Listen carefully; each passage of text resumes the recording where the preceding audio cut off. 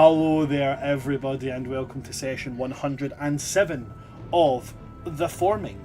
I am, of course, your DM of Doom, Oops All Brands here, or World Tree Quests here on Twitch and YouTube. And with me today, you will see that I have my lovely and my amazing cast.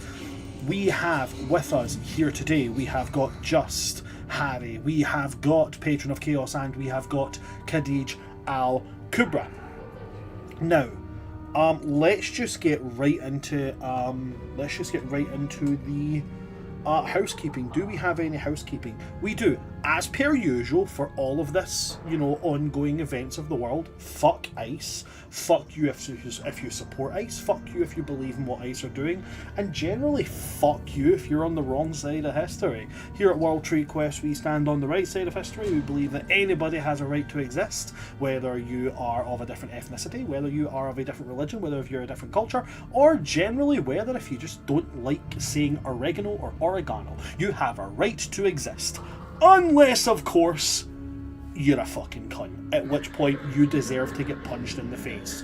That kid at that high school that punched the ICE supporter in the face is a fucking hero, and if he has a legal fund, I will donate. That was like Luffy punching the Celestial Dragon moment. For any One Piece fans, It's one of those things where people are getting mad at, oh, he's punching somebody for expressing their beliefs. If you saw somebody wearing a swastika, you'd punch them, and you know you fucking would. Like, it's the exact same thing. Yep, it's not punch, kick in the dick. But yeah, basically, for all intents and purposes, for all the tents and all of the porpoises, if you support ICE, support generally anything linked to them, get the fuck out. And if you're from the UK, swap ICE for reform. Get the fuck out. Okay? Yeah, so anyway, that's it for the housekeeping, I believe. I don't think there's anything else. So I'm just going to get right on down to the nitty and the gritty. Guys, what the fuck happened last session? So far, we have been able to make it through the Crooked House. So far, you have certainly progressed through the Crooked House. We discovered it is a place of, like, pure hopelessness, even affects our spells. You introduced the fear dice thing, the hope dice. What was that? Yes. So, like, if we interact with things in the house and we roll a certain number or something? Yeah, so certain things will prompt you to roll a d20. And rolling that d20 will suggest certain things in the house happening. You might be asked to make saving throws based on seeing things, hearing things, all that kind of jazz. And if you succeed, you will gain a hope dice, which is just it's essentially a free advantage. And if you fail, I will get a hopelessness dice, which is essentially a disadvantage. So far it's not come up. I don't believe anybody has incurred one as of yet, but it's something that we're testing out for this. Also, for the sake of what we did last session, for the sake of just continuing that, as a trigger warning, we will be toying with implements of madness, short-term and long-term. There is one thing which may prompt a permanent madness, but that is, if we come to it, we come to it. But yeah, like, madness, definitely anything that is generally fey but dark. This is what we're dealing with inside the Crooked House. And hope and hopelessness dice are these things. Yeah. We went through some pretty interesting rooms. We solved the riddle with the puzzle with the clock. We have gone to other various rooms with bones and keys, and one was a gallery of weird ass paintings and one empty painting which above the table. I'm pretty sure if one of us touched it we would get trapped in the painting, but that's just me, not my character speaking that, although she might suspect. With a curator who Arya actually had a lot of fun being cheeky with. And there was a room that Elion went into that had and then later on we went into that had these like skeletons and like bones, almost like trophies from like different seasons other than summer, like one from spring, that like they're all big mad and like big sad because like basically they carry like the memories of like these creatures that were slaughtered. And then another room that was like a garden thing with a dropping hand, but then Ari and Reverie were able to like do a thing with statue where we fixed it, and then the statue shoot away the hand. So now you declared that as like for now a safe zone, which is something for the Crooked House. And then we all went back into a room that was like our own personal like. Even if we went in together, we ended up alone and we're in our own personal kind of like bad memory places. Yep. And then after that, Reverie was able to talk to one of the mounted skeletons. It was the Spirit of Spring one, or Stag of Spring, right? You were able to talk to it, and it was able to give us some kind of direction, but also like turn back now. There's all hope is lost for your friends or whatever. Just leave before you die. To kind of general vibes. Yep. And then we were gonna backtrack to a basement, and we still need to figure out where the other keys go. And there was something in a riddle with. There's so many riddles and papers and notes. But it was like involving a knife. Another one was like a chest. We still haven't like explored all of the library. I don't think there's so many different moving pieces. We're just trying to find. There really is. Trying to find two people. And if you like the sound of this and you want to do your own moving pieces, this is the book to get to do it. Darkest House by Monte Cook. It's completely system agnostic, and it's really weird in the fact that it's system agnostic to the level of you can have multiple characters from multiple different systems in the same party. Like, for instance, you could have a warlock from D&D, you could have a mystic from Pathfinder, you could have a gangrel from Vampire the Masquerade, and just for shits and giggles, you could have a space marine from Warhammer 40k, all existing in the same party, going through this at the same time. They probably wouldn't last long with the space marine being there. He'd take one look at this vampire and go Xenos, bang. Then he'd look at the mystic and the warlock and go unregistered psychers, bang bang. But you get my drift. It's a really, really fun book. It's fucked up, and if you want horror, it'll give you it. Equal opportunity nightmare fuel. Equal opportunity nightmare fuel. It's the greatest thing on the planet. Absolutely fantastic. So with that in mind, we did have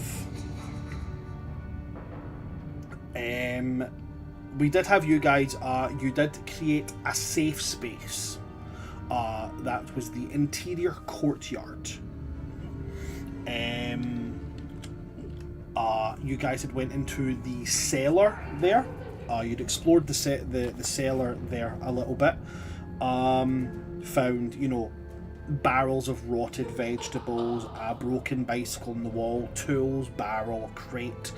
And then you had went back outside. You had went to the trophy room, which is where the deer head was, and then there was a door past the deer head that led to another room, and this is what you were going into. So this is what we are about to walk into. And as I said, in this session, there is an incredibly high chance you will encounter your first combat within the Crooked House. Okay? With that, we go forward. And we still haven't had a long rest. Or a short rest. As you step towards this door, who is opening the door? I mean, I will if no one else offers.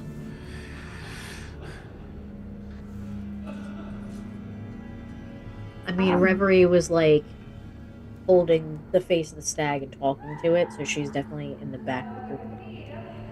I think Arya was with Elion closer, and Kessler's was with Reverie, so I'd probably be somewhere in the middle, or I could also open the door too. Not a problem. I'll do it. That's cool. You sure? Yeah. Right. It's a mimic. Wow. That's exactly the name. So Elion, is it you that's opening it? Mm-hmm. Okay. Point of curiosity, just because Elion always seems to be the one opening doors. Is Elion the oldest person in the party? No. That's Reverie, I think. Reverie's the That's oldest Reverie. person in the party, right? Okay, and it's either Kesslis or Arya that's the youngest, right? We haven't actually had an in-character sit down about ages, but it's either Kesslis or Arya, right? Yeah, Arya, I think might be just a little bit older than Kesley. She left home when she would have been like a few decades under 100, but she's also now physically like 600, like Right. the So 600s. I guess what I'm asking is, we know Reverie and Elion were born in the Feywild. They are court-born and have come here. Was Arya court-born, or is she? She was court-born. Okay, cool. So then Kesslis is the youngest because Kesslis was born on Atuma. Oh, okay. Okay, cool. Good to know. Good to know. Then, Elion, Yes. you open up this door, and what you see before you is a not massive room. Not massive at all. Maybe 30 feet long, 20 feet wide.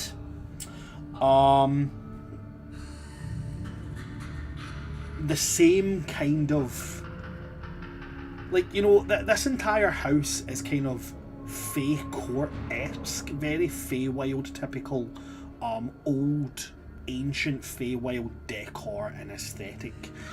Just things inside it seem to be quite, like, they've come from different time periods and different places, and, like, you know, people wearing certain clothes look a bit different. Obviously, Elion, as a reminder, you found a flintlock pistol, so that's obviously from a different time, from a different place. So it is that same very ancient Fey style aesthetic, very ravaged by time. The wood is, I wouldn't say it's like soft and like spongy, but it's certainly, every footstep you take, you feel the boards beneath your feet give a little bit. Even the lightest of you, Kesslis, who's wearing no armor whatsoever, when he walks, you hear the boards underneath his weight. Yeah. In the center of this room, there is a casket. Now, you've seen caskets, or at least something akin to them. That was a locket. Do not pay any attention to that noise. You've seen caskets, at least a kind of version of them. If you remember in the Human Kingdoms, when you went down before you fought the Draconic Abomination, there was sarcophagi. So you've seen something akin to this, but this is very much more your, think like Lord of the Rings elven caskets, which are almost shaped like boats. Very akin to that. It has a domed casing over it, made of, you know, what was maybe once elegant, very, very refined wood. Very, very unique gilding and such on it, but again has been ravaged by time. There are mirrors on the wall. All of them are draped in black. Every single one of them. There are some scatterings of flowers around this casket, as is a fairly common Fey tradition. Flowers would usually be taken from the court of where this particular Fey passed away, and they would be set around it, so to encourage the spirit of the Fey to leave and go to its home court. These flowers are so rotted and so dead that it's impossible to tell what flowers they once were.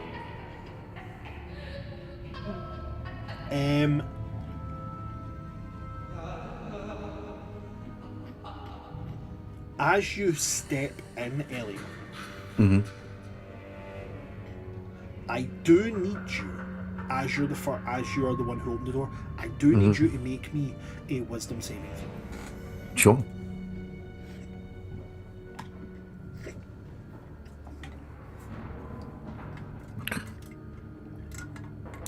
It's a 12. A 12.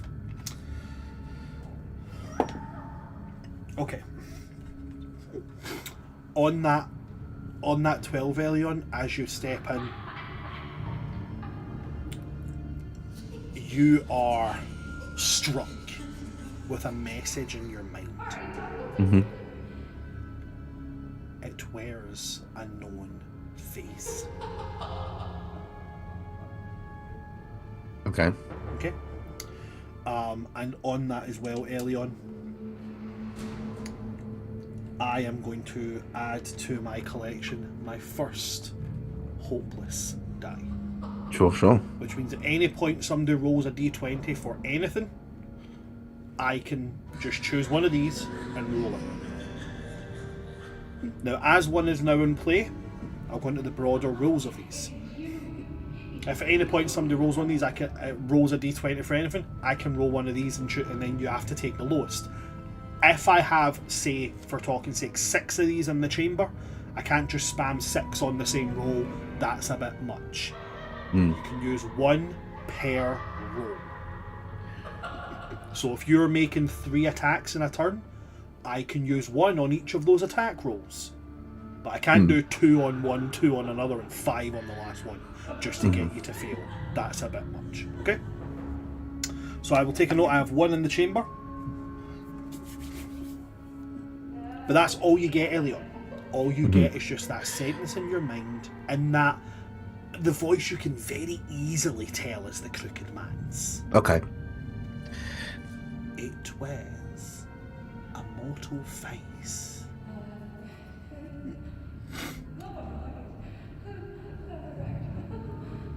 Other than that, what's your passive perception, Elion? 20.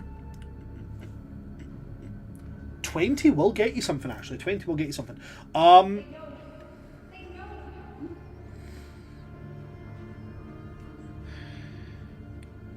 Yes, 20 will get you something.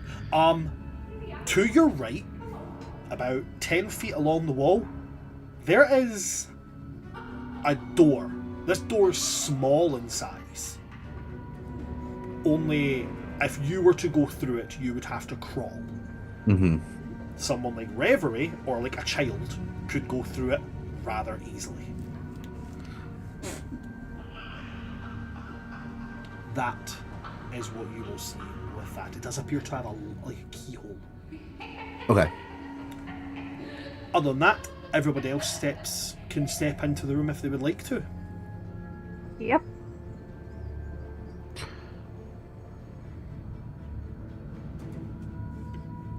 What would you guys like to do while in this room? Things would probably any clothing. Can I step up to the casket? I'm curious about like that. You certainly can, Arya. If you step up to the casket, what would you like to do? I inside guess the casket? things are probably pretty corroded, but like I'm just a little curious if this was. I guess Arya would be curious if this was someone who was maybe like just another victim of the Crooked Man, or maybe someone that in his own sick way he might have cared for, because like the flowers and like the casket and that kind of thing to Arya indicates this, like you don't give that kind of like funeral rites to someone that isn't somewhat cared for or wasn't remembered well. So I guess she's just trying to get some kind of clues about that. If she can't get any like sense of like origin of place from like any decorations or even like the kind of weather clothing like weaver schools to like get a sense of region if things were too corroded. Just general curiosity of who this person it was and why there is a casket for them and flowers and things like that at one point. Okay. So, in order to do these things, are you taking the lid off the casket? I can't see through the lid? No, it's like solid wood. Oh, I thought it was like a glass dome. No. Okay, do I have any spells that would help me to...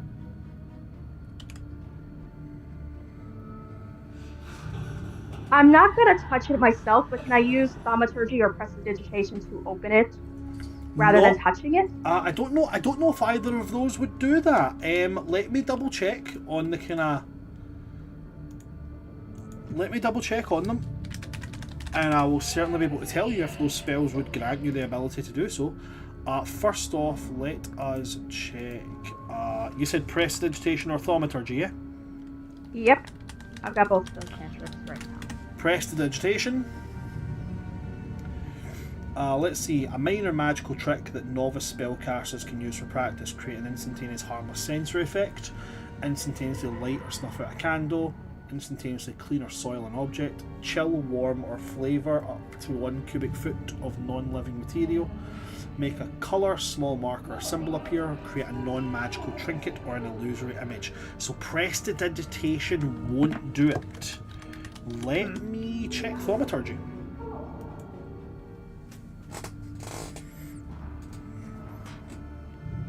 Thaumaturgy. You manifest a minor wonder, a sign of supernatural power within range. Your voice booms up to 3 times as loud. You can cause flames to flicker, brighten, dim, or change colour. You cause harmless tremors in the ground. You can create an instantaneous sound that originates from a point of your choice within range. You instantaneously cause an unlocked door or window to fly open or slam shut.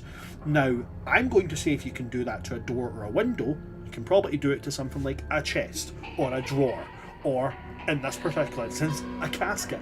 So I would say you can use Thaumaturgy. Okay. Arya's gonna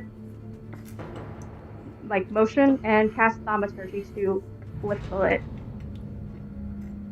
As you cast Thaumaturgy instantaneously around you, Arya, you will hear the sound of weeping. And guys, every one of you will see as around the room spectral images of Eladrin appear, all of them, their faces covered as they weep.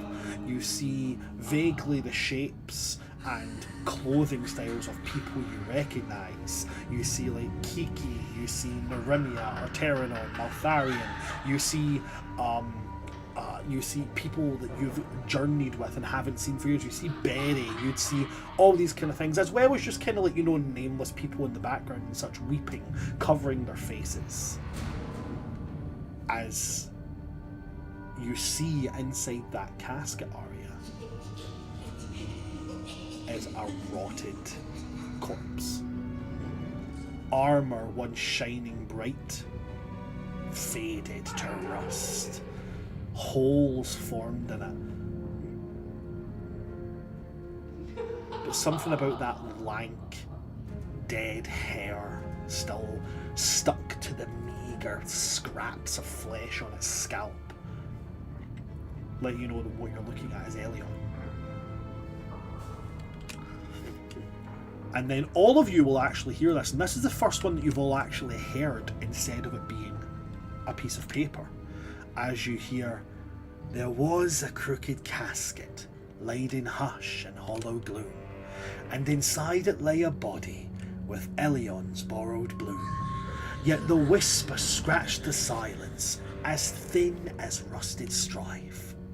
Behind a crooked and locked door, there lies a crooked knife.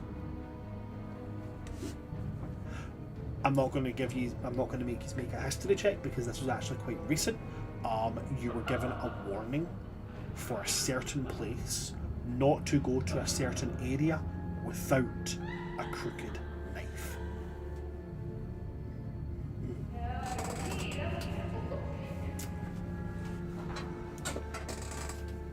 Arya, as you're next to the casket and you've opened up and you've seen this, what would you like to do?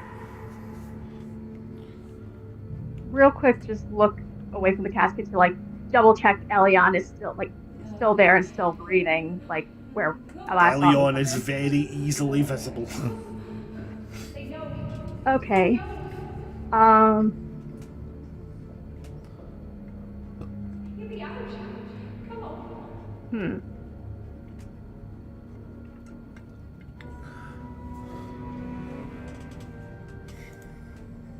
We all hear about the knife. So. Every one of you hears the stanza that was said. I'll repeat it just so it's kind of fresh in the mind.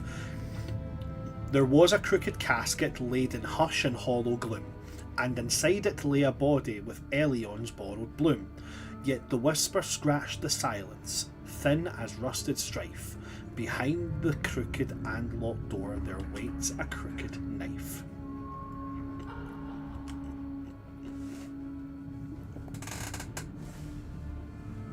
Arya definitely does not like seeing, even just like if it's an illusion or a trick, the eroded body of a friend that she loves in this casket. But it also kind of like makes her like almost like spitefully angry, is like determined not to let that happen. And hearing like the weeping of like people around her that she knows and has not known. Again, just like almost like her version of a middle finger. She's gonna take her violin out and play a song that's like very summery, very hopeful, but also something that's very Hermione Elion coded, and it's gonna sound almost like, you know what, I'm actually gonna take a page from your playlist, Harry, and it's gonna sound like that song "Set It on Fire." Mm-hmm. This is like, it's almost like honor, like how someone plays music to honor like someone who's passed, but it's also her way of like saying, I'm not gonna, like, everyone must pass eventually, but she's not gonna let her friend rot in this way. And fuck you, crooked man. Fuck you, crooked man, indeed. Mm-hmm. Okay. Okie dokie. As you take out your violin, you start to play.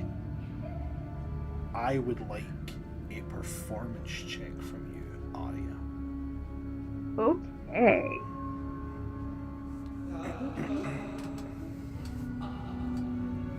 Performance. I'm gonna go with. I'm not gonna use that dice. That dice is.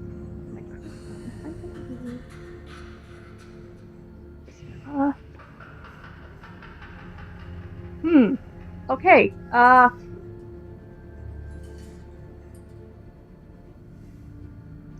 Actually, can I use my port and roll and add my performance modifier instead?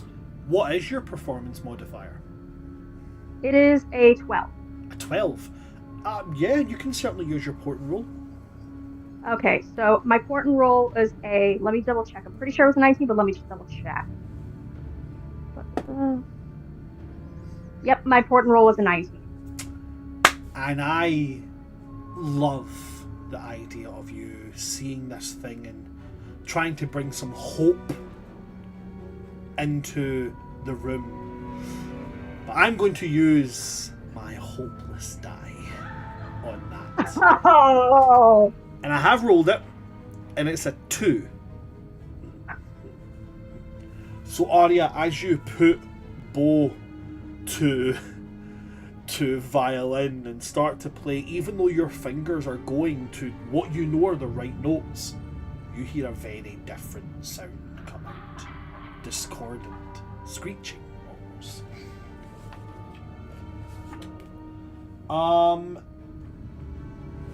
You could describe it, the way I would describe it is anybody from you're familiar with Bela Lugosi? Do you know the piece of music Dead by Bela Lugosi? Yeah. If you don't know it, go listen to it. It's that's what comes out. Ooh. Okay. And as you do that, Arya, I'll explain this. And again, you can say if not, but I'm going to give my explanation for this. I'll allow you to decide.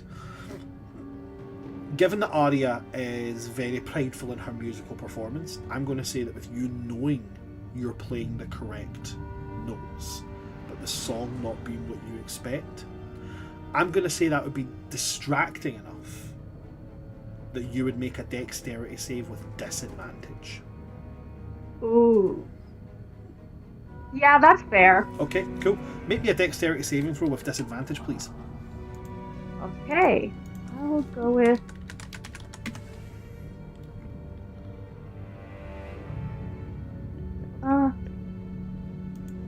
Haha! Damn, disadvantage. And my normally cursed dice rolled the good one. What the fuck? Okay, with disadvantage it's a 4, and then my dexterity is, give me a second. Dex save is 8, so that's just 8, 9, 10, 11, 12. 12. That's not going to do, I'm afraid, as you stare at this bowl, staring at this violin as the wrong sound comes out, you suddenly feel a hand around your throat as the Elion in this casket has sat upright and grabbed you by the throat. And at this point, I would invite you all to roll for initiative. Bless. Okay. Priscilla. Okay, that's it. 17.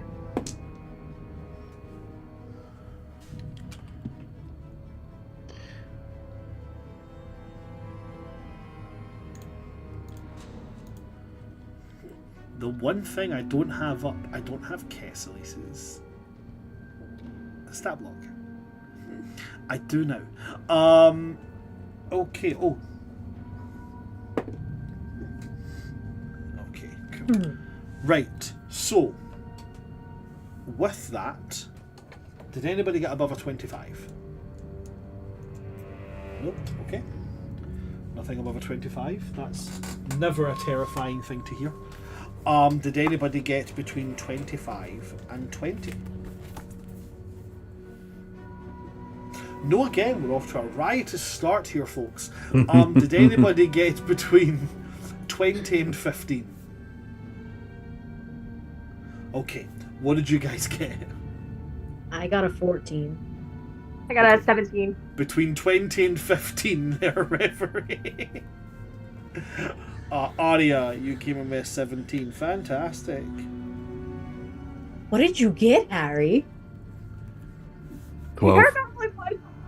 Oh shit! You're normally the one who gets the higher on the initiative. You are Rev. Did you say you got a 12 there, Elliot? Big 12. Okay. What's your dexterity modifier? +3. +3, okay. You know what? Given I'm the one that's being choked, it makes sense that it goes for Okay. of us at least.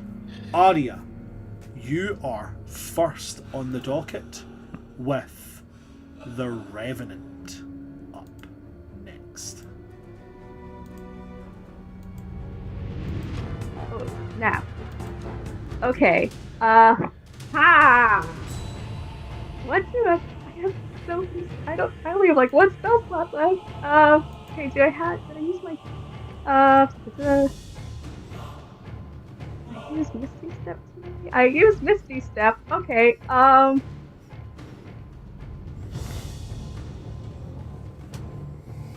This thing is just bones, right?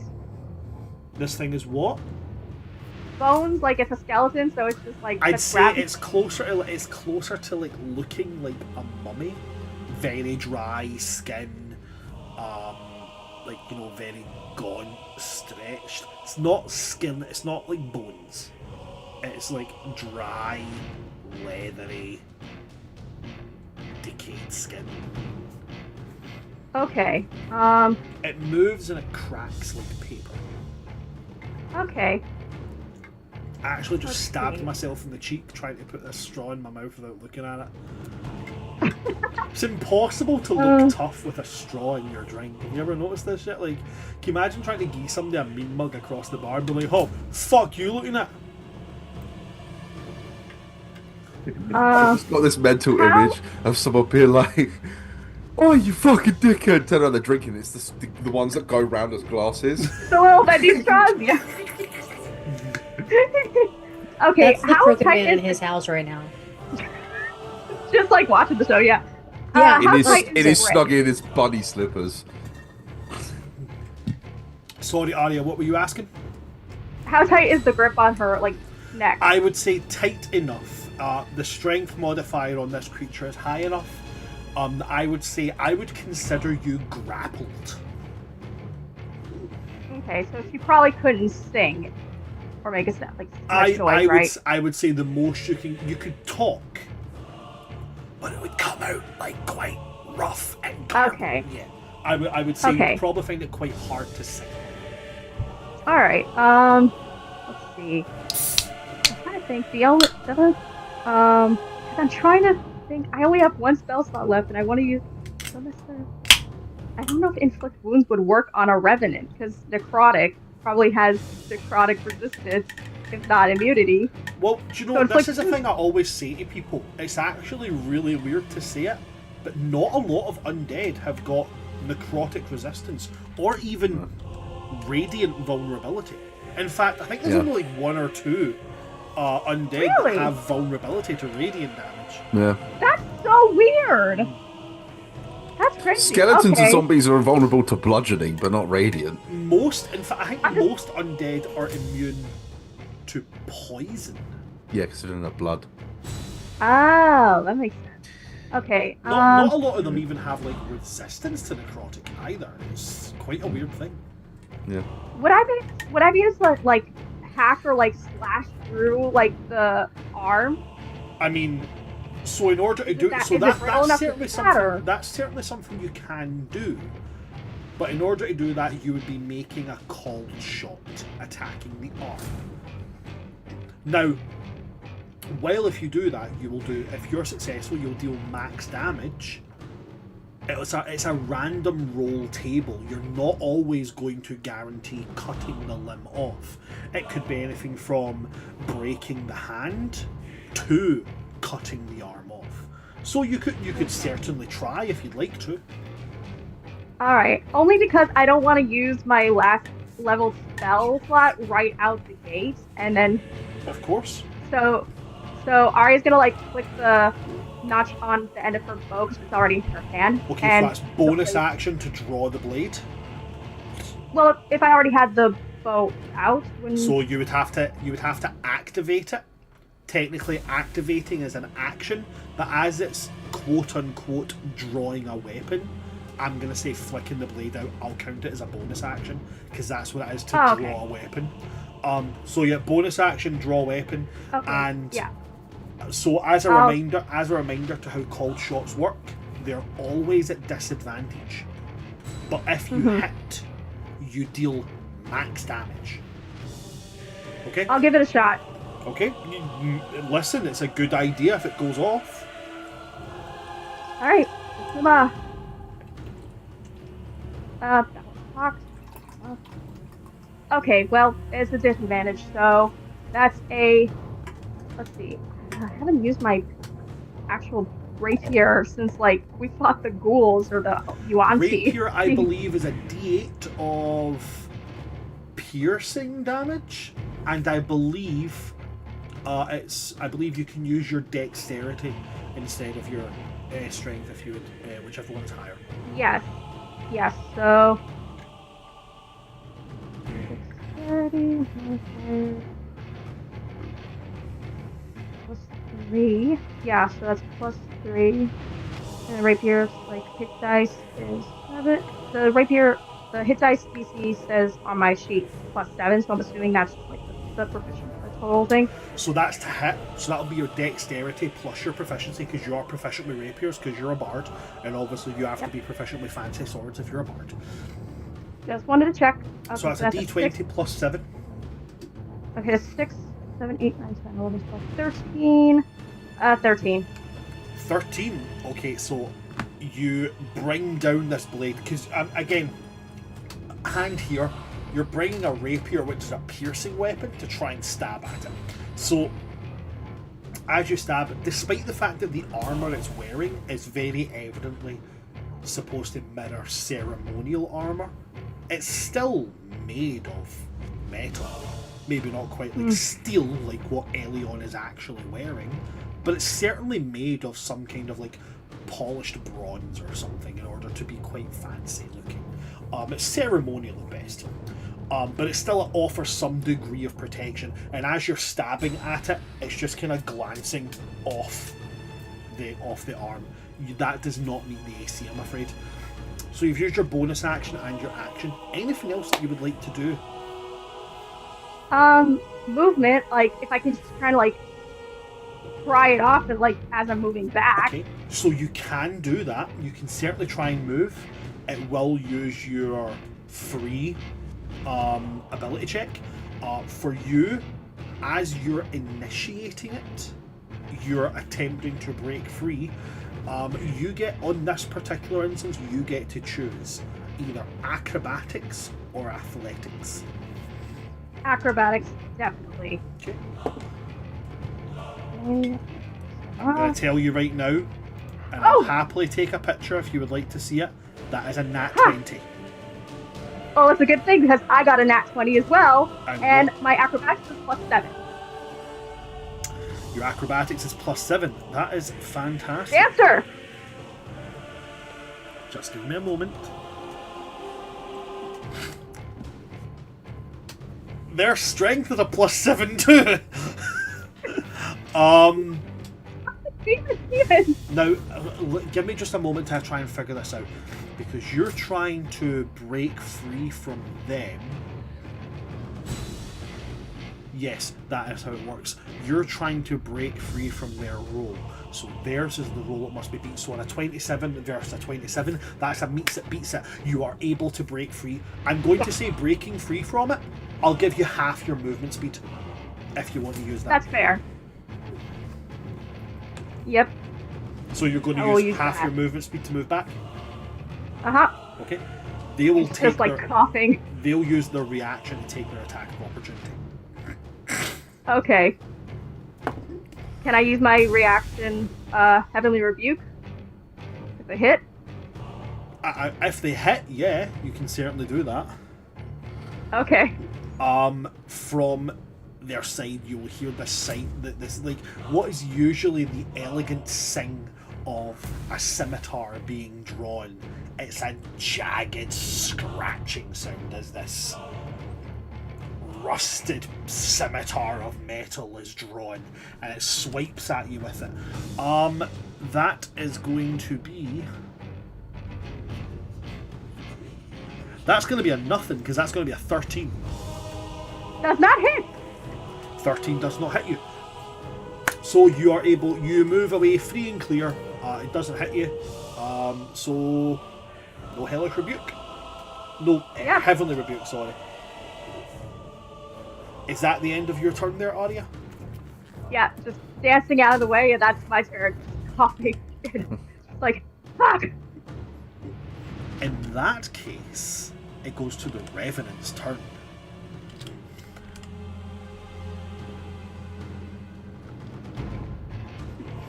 The Revenant is going to reach up to this, like almost like a veil it's got, and tear off the veil, covering its eyes, and glare at you. It's going to use its vengeful glare. Arya is going to do it to you as you're the person who has woken it. I'm going to ask you to make a wisdom saving throw. Okay, not terrible, not terrible. Okay, that's 10 plus 14. 14 in total. That is a failure, I'm afraid. The Revenant targets one creature it can see within 30 feet of it, and against which it has sworn vengeance. You woke it up. The target wait, must hang on. I'm sorry, I forgot that it's still been 24. It's still within 24 hours. We still have Heaven's Peril, so I got advantage on Wisdom saving throws. Okay. Sorry, I completely forgot about that. We still all have that in the immune to frighten thing, so doesn't help. I rolled a nat 1, so Okay. sorry. So the target must make a wisdom saving throw, and on a failure, the target is paralyzed until the Revenant deals damage to it, or until the end of the Revenant's next turn. This one doesn't really encounter you because, obviously, as you said, you're immune to being frightened. But when the paralysis ends, the target is frightened of the Revenant for 1 minute. The frightened target can repeat the same throw at the end of each of its turns, with disadvantage if it can see the Revenant ending the frightened condition on a success. So, it glares at you, and then it's going to turn its attention to the others. Arya, you feel this deep-seating dread come into your body. It's almost like you're not frightened, it's deeper than that. It's like to your bones terrified as this thing stares at you.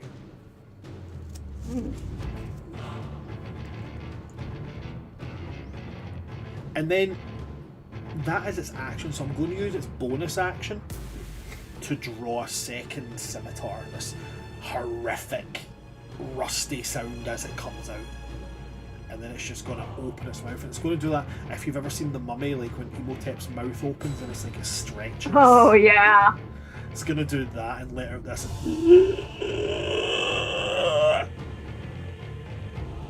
At which point it's going to go to Reverie with Elion on deck. Reverie, go ahead. Hello. I'm going to whack it with my warhammer. I'm going to hit it with my dick. I think she's just gonna like. To be she's clear, gonna- I said I'm going to hit it with my dick, not I'm going to hit it with my dick. That is I not mean what I that heard. too. I mean, yeah. I don't know, man. Kernan's not here. We can't really say that anybody's hitting anything with a dick unless Kernan's here. Kernan, I think, is the only person, the only NPC that we have that could utilize that as a weapon. Oh, Kiki, baby. Yeah, she's just gonna run up, kind of leap and like spin. Wah. Okay, roll to hit. Bonking time.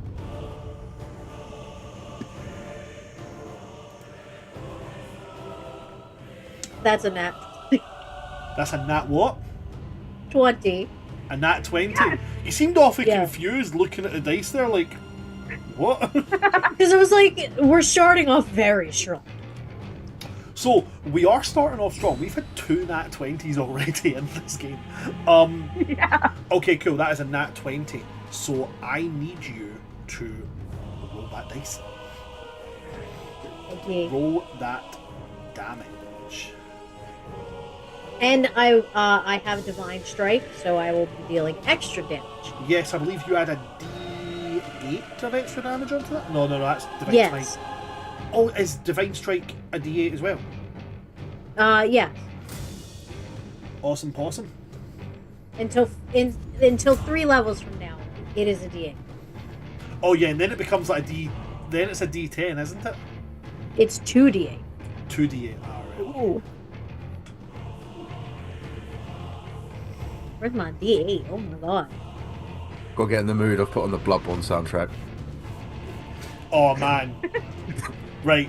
I don't Cleric like, Beast going crazy. I don't like Souls games. I don't like Dark Souls. I don't like Dark Souls 2. I don't like Dark Souls 3. I don't like Elden Ring, right? But Bloodborne goes fucking hard. Like, Yeah, for real. Just for the name alone, it doesn't surprise me that's the one you would like. oh, it's Eldritch horror to fuck. It's oh my god. Yep, right up your alley. Okay. That's 9 bonk damage. That's 9 And bonk damage. 6 radiant. Okay, now are you remembering the rule for critical hits? It's max damage and then rolled to add bonk damage. Yes, max damage, modifiers, plus rolled. So in total, that is You're attacking with a mace, right? Warhammer. Warhammer. Two-handed. So that's a d8 plus your strength. What's your strength? Plus 1. It's a D10 because she's using it 2 hands. You're using 2 hands, okay. So you don't have your shield. Not at this exact second. Okay, She can pull that out. She So then will that's a only pull out d10 plus your strength. What's your strength modifier?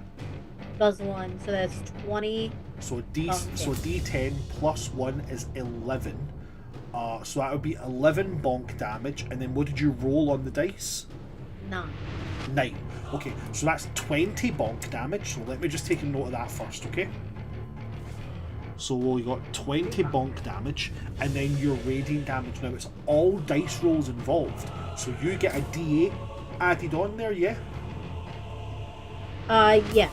So that's 8 plus what did you roll on that? 6. So Okay, so that's a total of 14 bonk 14 radiant damage on that as well. A reminder, guys, that is 34 damage. every dice involved in the attack. So if you're a rogue, paladin multiclass, and you sneak attack plus divine smite, and you manage to crit, you max your weapon damage, you max your sneak attack, you max your divine smite. Okay, that's how I work critical hits, and it's the only way I think really that a critical hit feels like a critical hit. Because if you double the dice, you could still roll all ones. If you double the damage, what if you roll 1 damage? My critical hit dealt 2 damage. This way, even if you roll a 1, you're dealing well above average damage. So, I know like the possibility is lots, especially when you bring into consideration like Blade Singer Wizards and getting Steel Wind Strike. Like, it gets wild, but hey, that's how I roll. Fantastic Reverie. So that's your strike with your mace, and as you clatter it down on the Revenant's face, its jaw snaps and turns its head back to look at you, and then cracks its jaw back into place. That's your action. Do you have a bonus action at all that you want to use?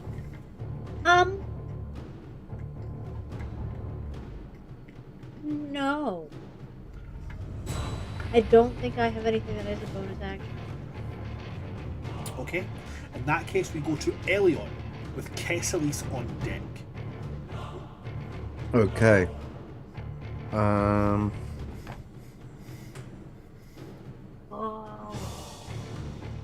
Lightbringer will come out. It's a bonus action if me turn it on. The lightsaber comes out. And then I will run up and swing twice. Swing twice. First one is a 25 to hit. That's definitely gonna fucking hit. And the second one is a 17. 17 is gonna hit as well. Okay.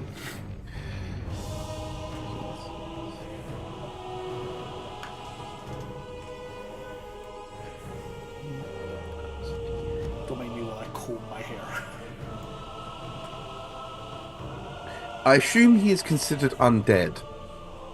You are perfectly within your rights to assume that. Perfect. I'm just gonna fuck you up and go, no, he's a plant. I completely forgot I had turned up dead.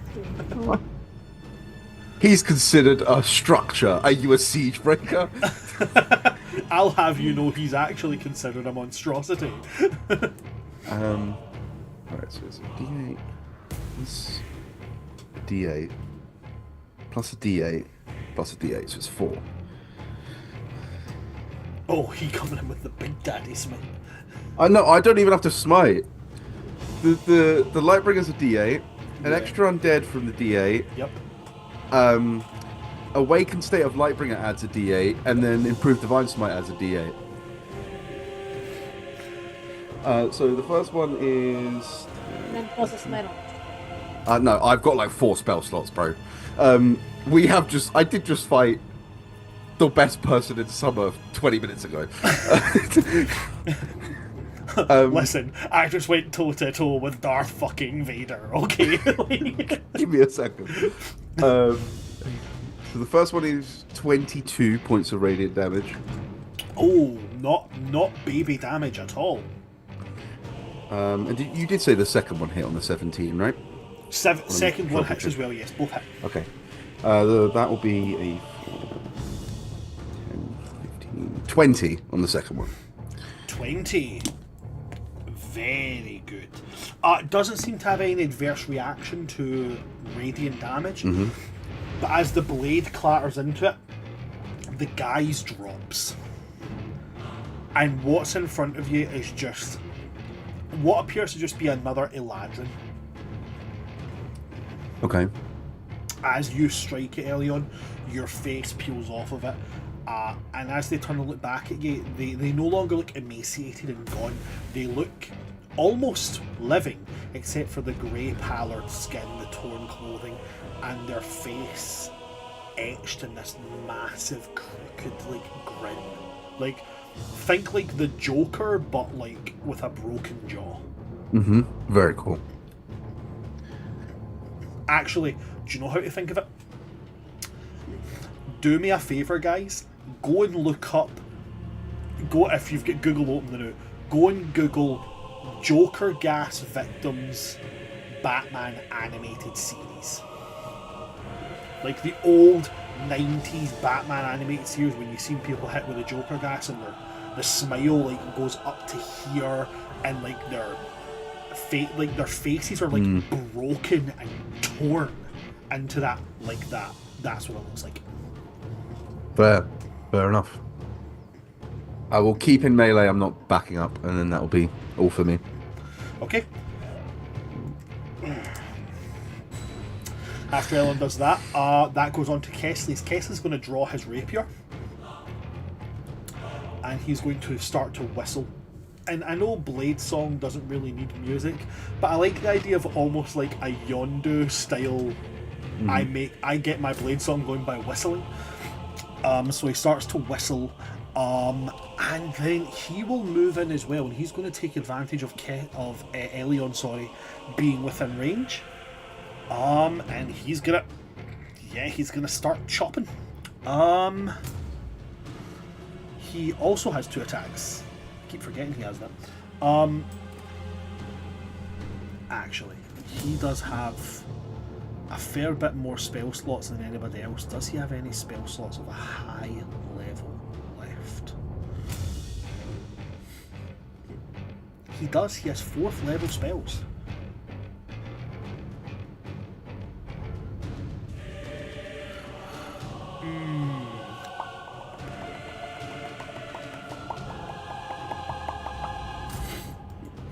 Does he have anything that's a bonus? No, he doesn't, because he's just used his bonus action to activate his Blade Song. No, never mind, he's just going to chop him twice. Okie dokie. He has advantage on both these attacks. The first one is going to be a 14, which is not going to hit. Second one, that's more like it. The second one is going to be a 19 plus 6 for a total of 25. As he comes in, jabs once, and the thing tilts its head. And then almost kind of tries to look back at him and grin, making a mock before he jabs his rapier through its eyeball. I will roll his damage. It doesn't have a lot of damage on this because it's just a rapier and he doesn't really have a whole load of dex on that. That is going to be a total of 6 piercing damage. Unless he's using things like Booming Blade or whatnot.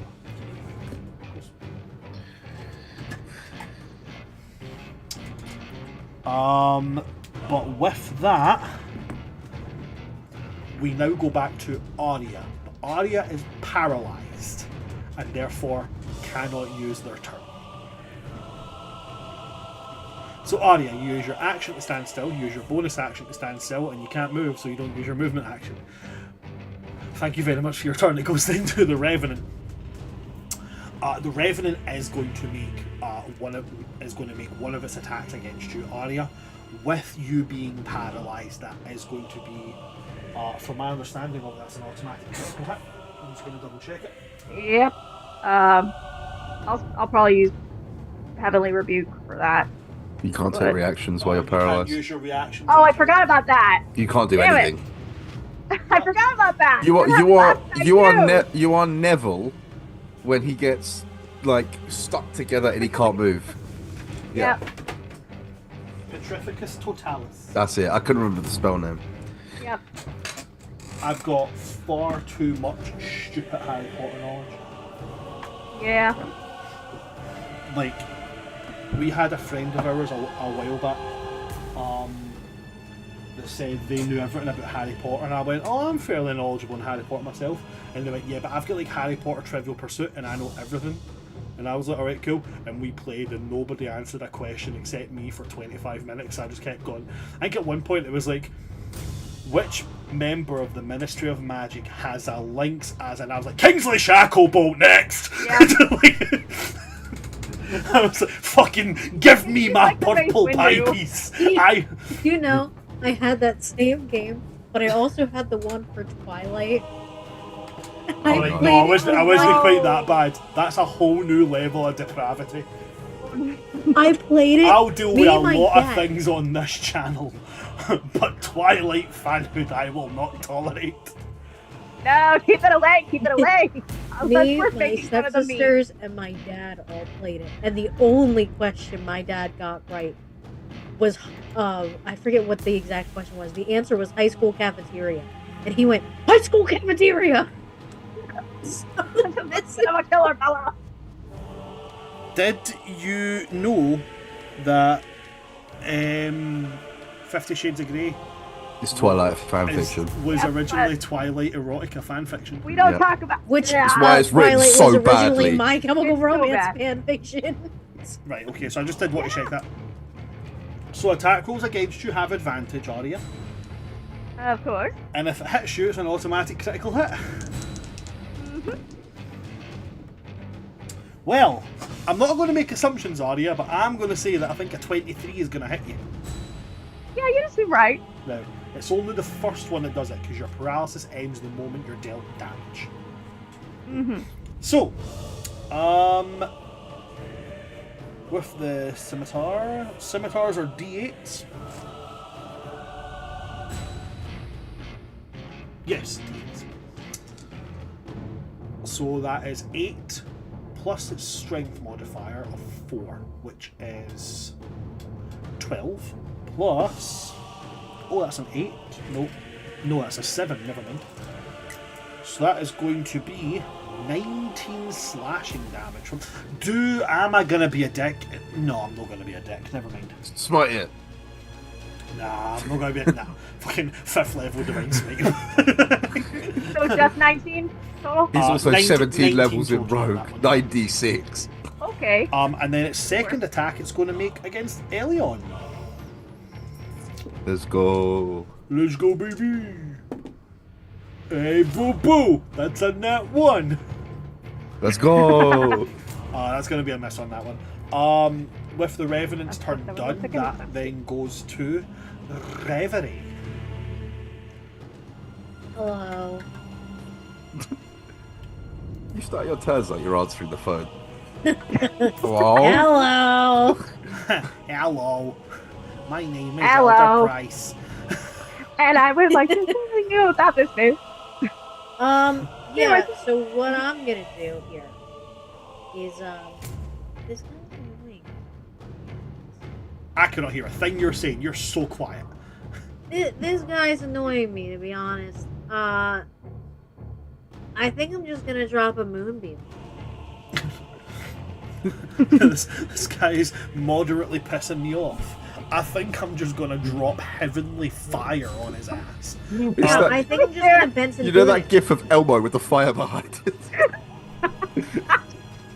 To be fair, I think I'm just gonna Benson Boone it. He's just to be gonna fair, bend she's some also boon. in a house created by the being she hates the most. So I'm You're just gonna gonna, call him a I'm just beautiful gonna thing. Benson boon him, which means I'm gonna land in his head after cartwheeling off of a piano. I love He's that. dressed up like that guy I kissed one time. I'm in the house of the person I hate the most in the world, who's talking in nothing but riddles.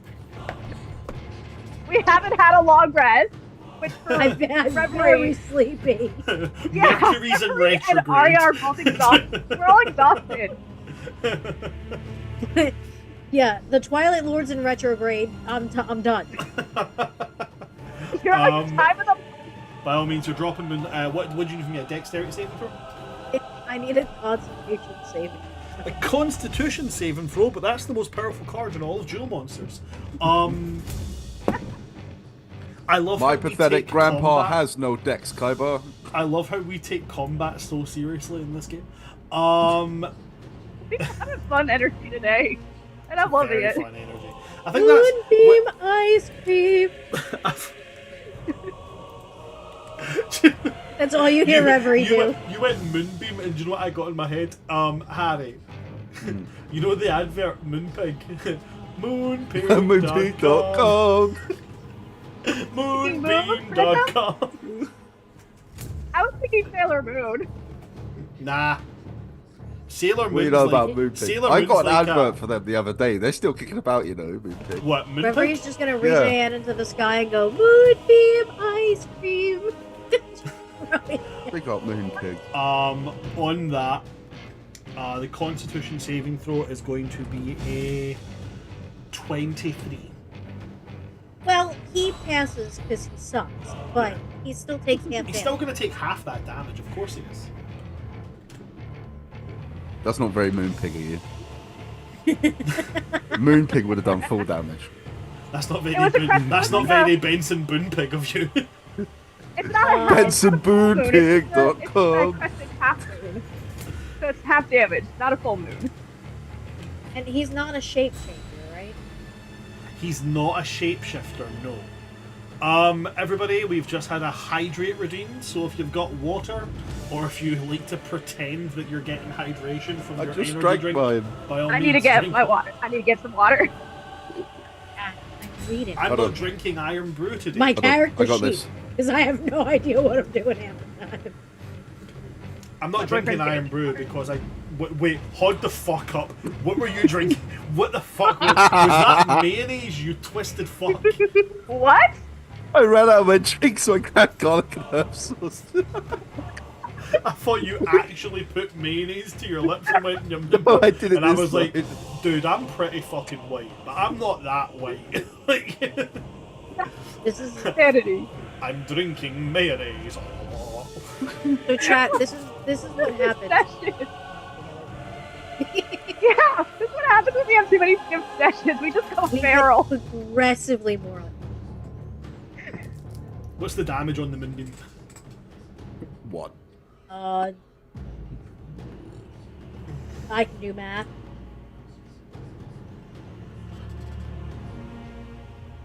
15. 15 damage on the moonbeam.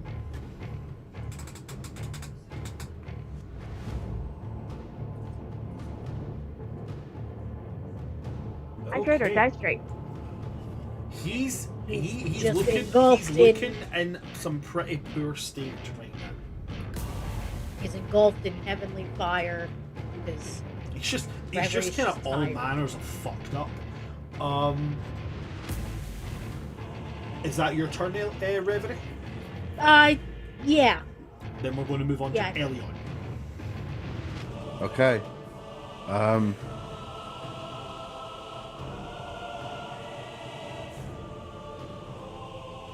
I'm hitting him. Okay, I was looking to hit see if I've away. got anything fancy that I can do, but now I'm just hitting him. I ain't doing no fancy shit. I'm just gonna hit him with my sword. First one is a 19. And the second one, that is terrible. The second hit is a 14. So the 19 will hit, the 14 won't.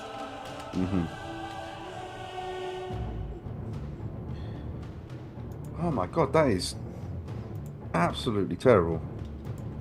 Your face is absolutely terrible. 16 damage. 16 damage as you strike it on this time. As the blade comes down and cuts into him, you've got light from above, light from the side, and as your blade cuts into him, he manages to duck the first one, but as the first one carves across his chest. Elion, how would you like to kill it? Oh, sick. If you'll allow me, I will throw the light bringer and kind of stick it back into the coffin. Oh, that's hell cool. yeah. So you take a swipe, he ducks it, at which point you just hurl the blade. The blade pierces through him and throws him into the casket. It pierces through, tumbles, the casket falls to the ground, cracking on the floor. And as it crashes to the ground, all of these spectral, illusory mourners all just disappear. As combat comes to an end.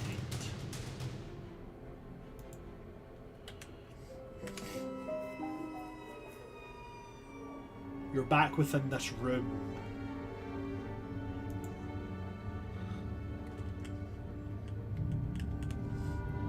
As it crashes back to the ground, it falls into dust, tattered clothes, all that's left behind. as well as these, like, I mean, I'm going to say right now, they're bloody useless. They're a pair of scimitars, but I'd go so far as to say they are so ill. They're in such a sad state of disrepair.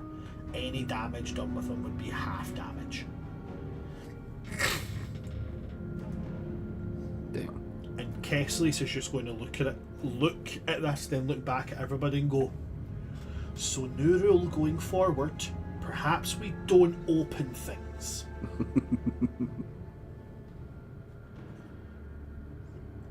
Can I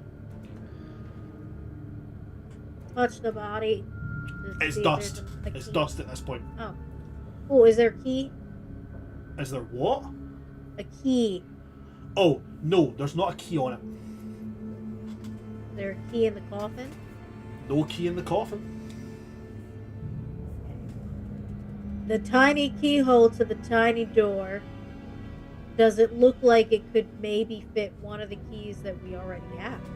You can try them if you'd like to.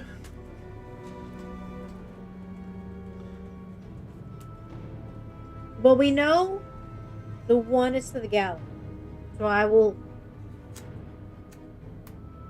And we know the other one is to... the chest that we haven't found yet. So I will use that third and unknown one. The third and unknown one. Yeah. You try it in, it's too big. Can I cast reduce on it? Can you cast Does what? it now fit the hole? It's now too small for the hole. Ah! It's okay. Maybe it has a lot of personality. Fuck you. Shut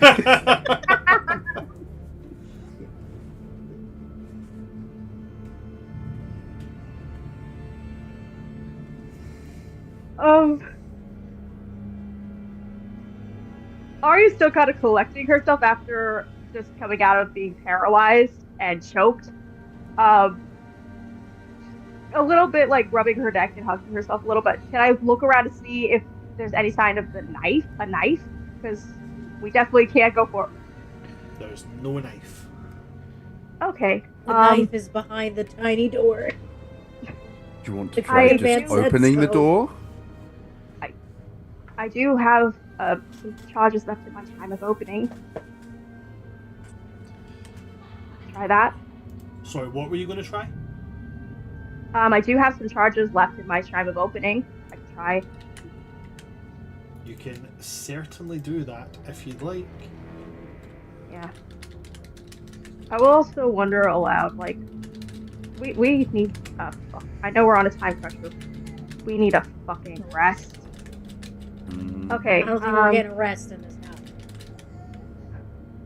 Even a short rest would help.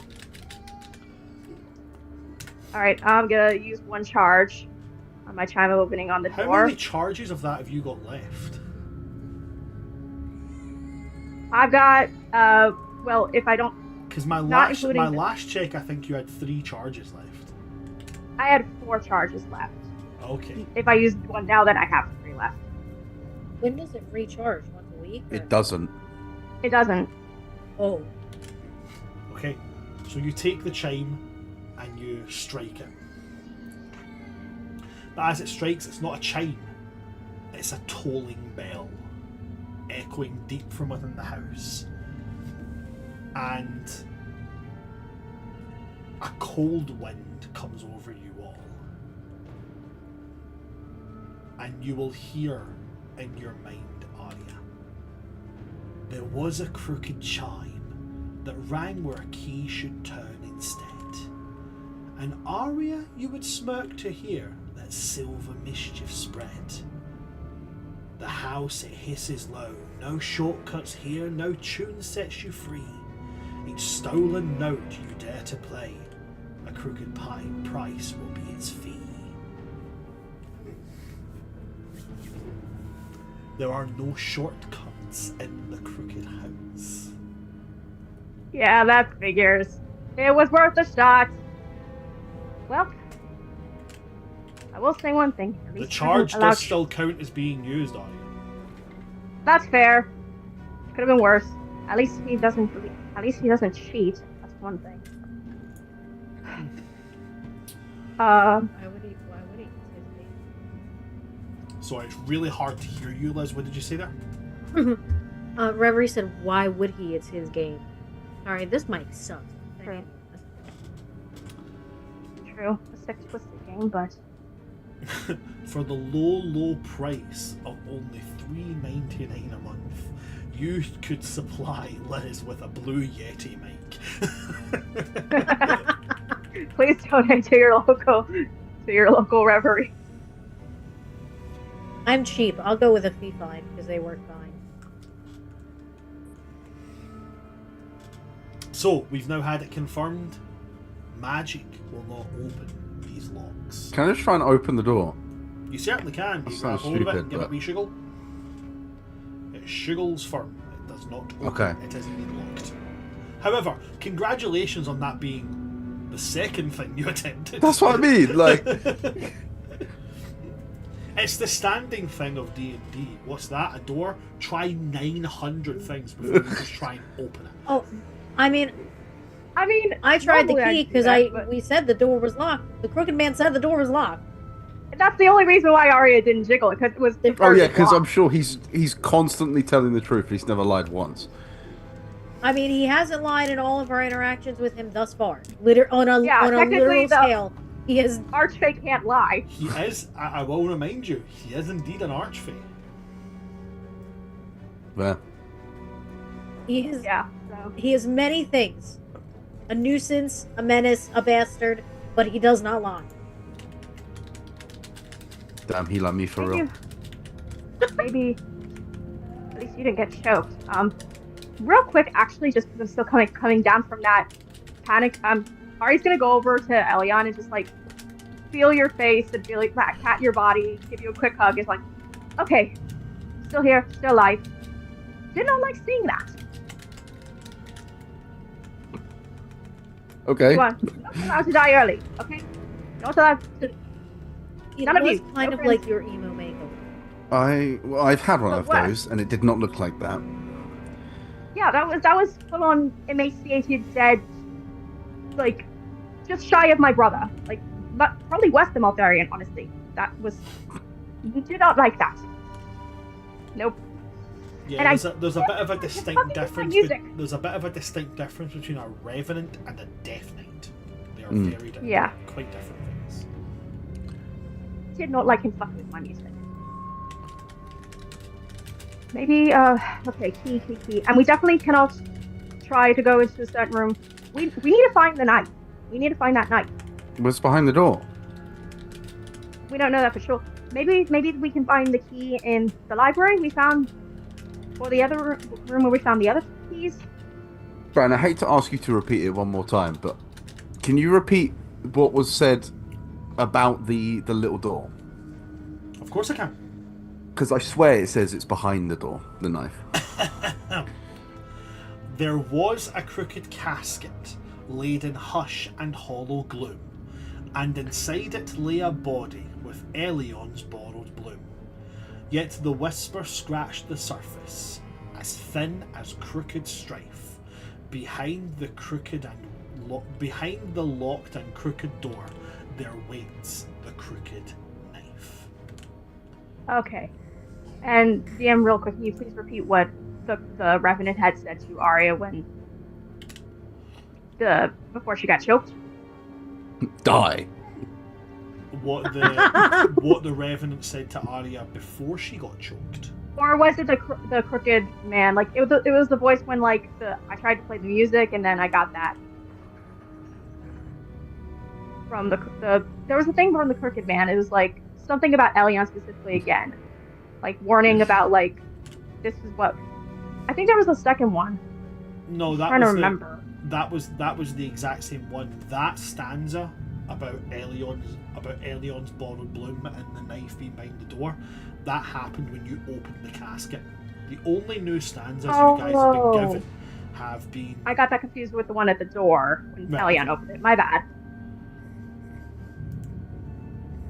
Okay, so maybe we can find the key in one of the other rooms then. I mean, I do want to point out, I could probably just kick the door in. I don't think it's going to work. But good brainstorming. No, I kind of want to see him try. What's happening? I've Elliot offered to wants kick try the and door kick in. the door. Elion's confident he You can kick in can. the No, I didn't say- certainly I said I try- could. You can certainly try and break open the door if you like. Sure. I'm gonna cast a quick guidance, just something. Oh, okay, I'll use my portent, which is a Watch. 14, A 14. So which will give me a 20, Yep. and with guidance is a 22.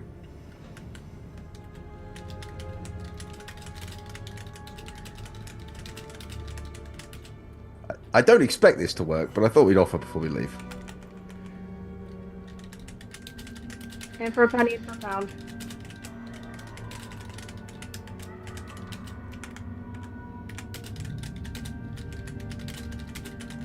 So you're breaking down the door. You said that was a 14 for a total of 22, 22. with guidance.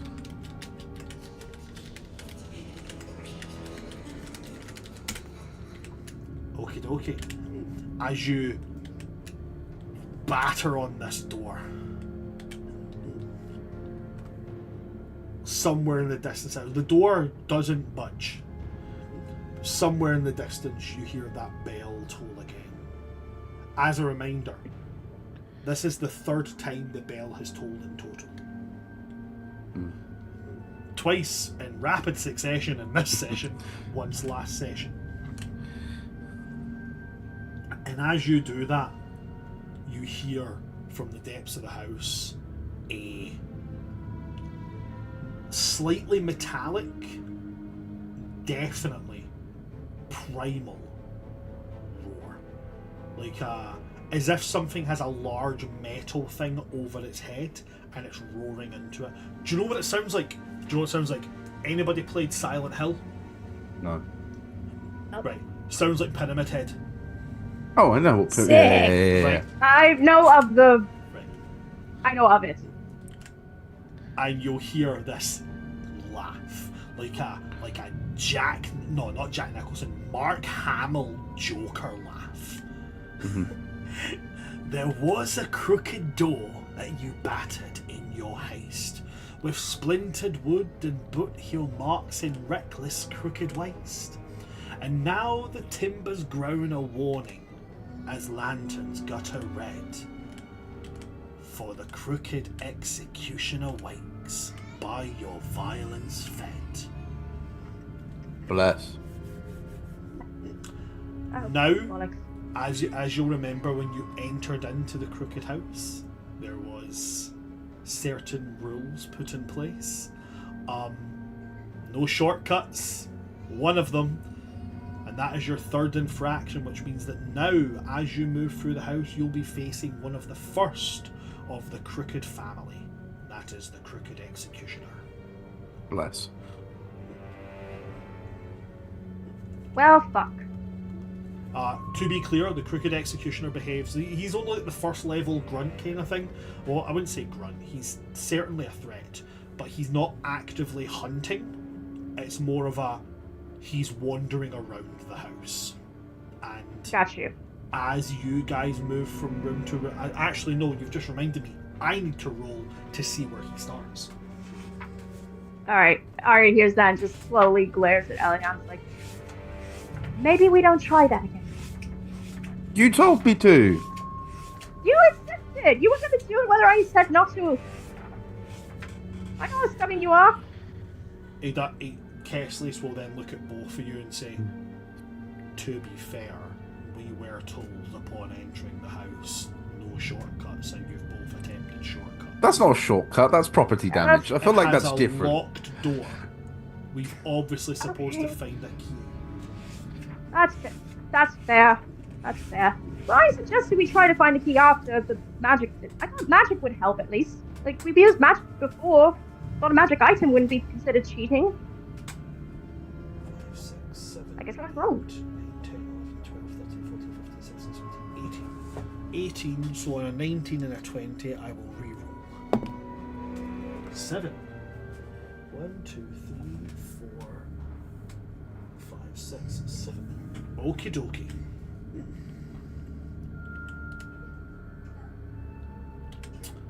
So, what's your next move, guys?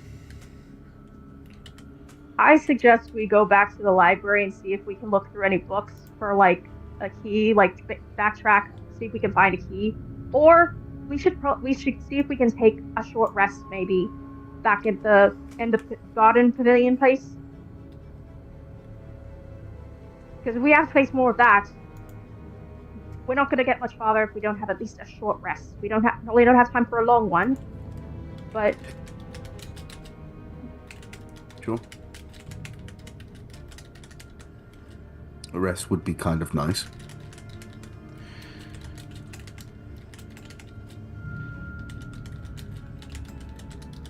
So, Reverie. settling down to rest. Oh, sorry, you were going to say something to Reverie. Go ahead.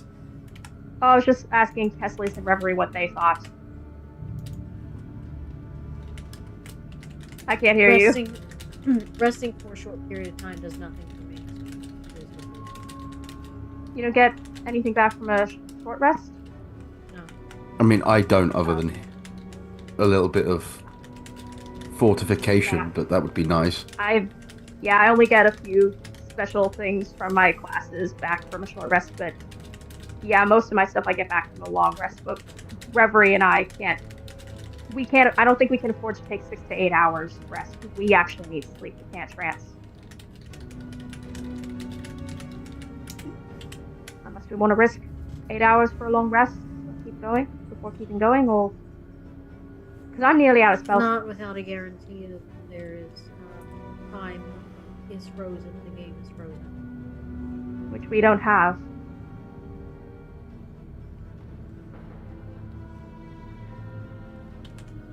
Cass, I don't suppose you have any time-slowing kind of spells in there? In your book somewhere? Not that I have the capability of casting right now.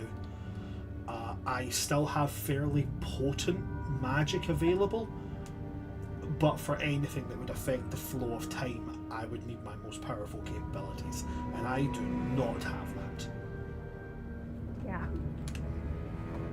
So without the guarantee of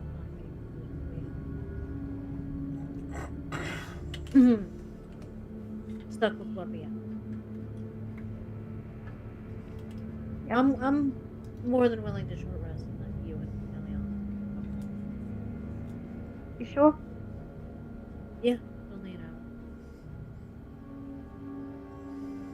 hour. A little extra boost is better than nothing. Which I'm mostly running on right now. At least as far as magic. So what is it we're doing? Taking a Short rest back at the... back space at on. the statue. Yep. Sorry, both of you were speaking at the same time there, I didn't hear anything. We're going back to the statue that was knocking the shadow hand away to take a short rest. Yep. Okay, so from what I'm understanding then of that, you'll be making your way out of here and going back to the trophy room, and then through the trophy room back to the library, from the library to the three-way room, and then from the trophy room to the library, and from the library straight into so you need to go to the gallery. From the library to the T-junction room, and then from the T-junction room to the gallery, and then from the gallery to the interior courtyard. Is that what I'm hearing? Mm-hmm. Yep. Awesome. Before we start searching for the key, I guess. So, as you guys make your way into the trophy room, I just have to calculate in movements here. Give me just a second. You guys go from the trophy room.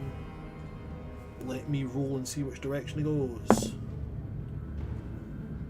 Okay, he goes that way.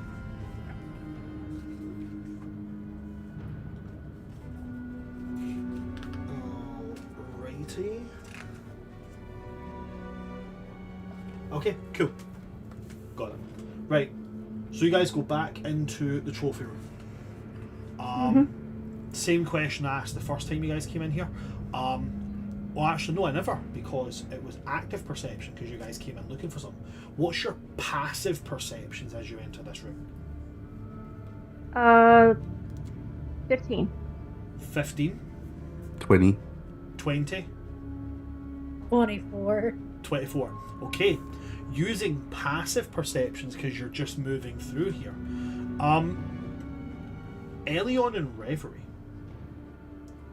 As you guys move through here, the light, possibly from Lightbringer being drawn, and the light still like reflecting off places, or maybe it's just something about it is now visible. But there's something highly polished and glinting hanging in the fireplace, directly facing the Heart Stag's head. I want to see it. Okay, so Arya, you see Elion and Reverie peel off and go towards this fireplace. Reverie, Elion, as you approach it, there is a key hanging on a hook inside the fireplace. Yes. It's a fairly small key. Yes. You could say it might Yay. fit into a small keyhole of some Everything, what I am, praise Yeah. the Lord. Taking the key. Oh, thank the great. I'm going back to the spooky remnant room, and I'm trying to hit that door. You take the key, you go back to the spooky room Yep. with the casket, and you go into the tiny door. Yeah. You stick the key in, Quick guidance. you turn it, and you open the door. And as you do it, and you turn it, as the door opens, you see inside, probably just that you could fit into, it's like a cubby hole. And there's a great many things inside this cubby hole, just little knickknacks and such, but in the middle of them all, there is a knife.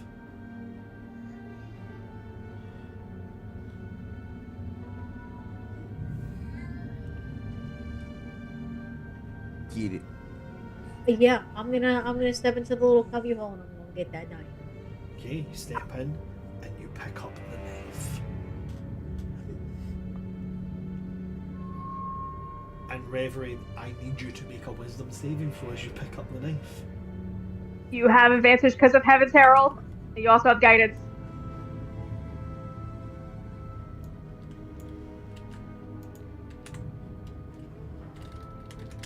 I do think guidance is just for ability checks. Oh. Yeah, you're right. I'm mixing it up with my bardic stuff. Wisdom. You are good at them. I am And you have good at advantage. 19. Nice. 19, you said, yeah? Mm-hmm. Reverie, your mind is assaulted with images. Images of dozens, maybe hundreds of fairies. And some fae perishing beneath this blade.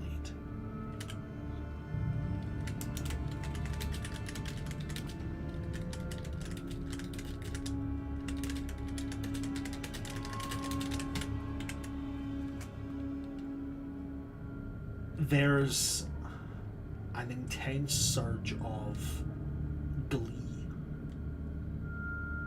as you hold this, but no other ill effects of it. Not with a 19. Okay. I'm gonna look at the Hold knife. on. I'm not done yet. Oh. Not done yet. The last thing you'll see from this,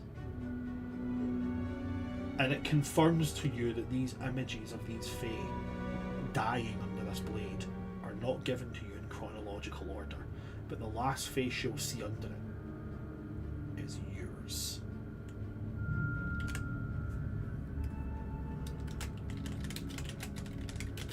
Pretty gas. And then Oh. you will hear the voice in your head.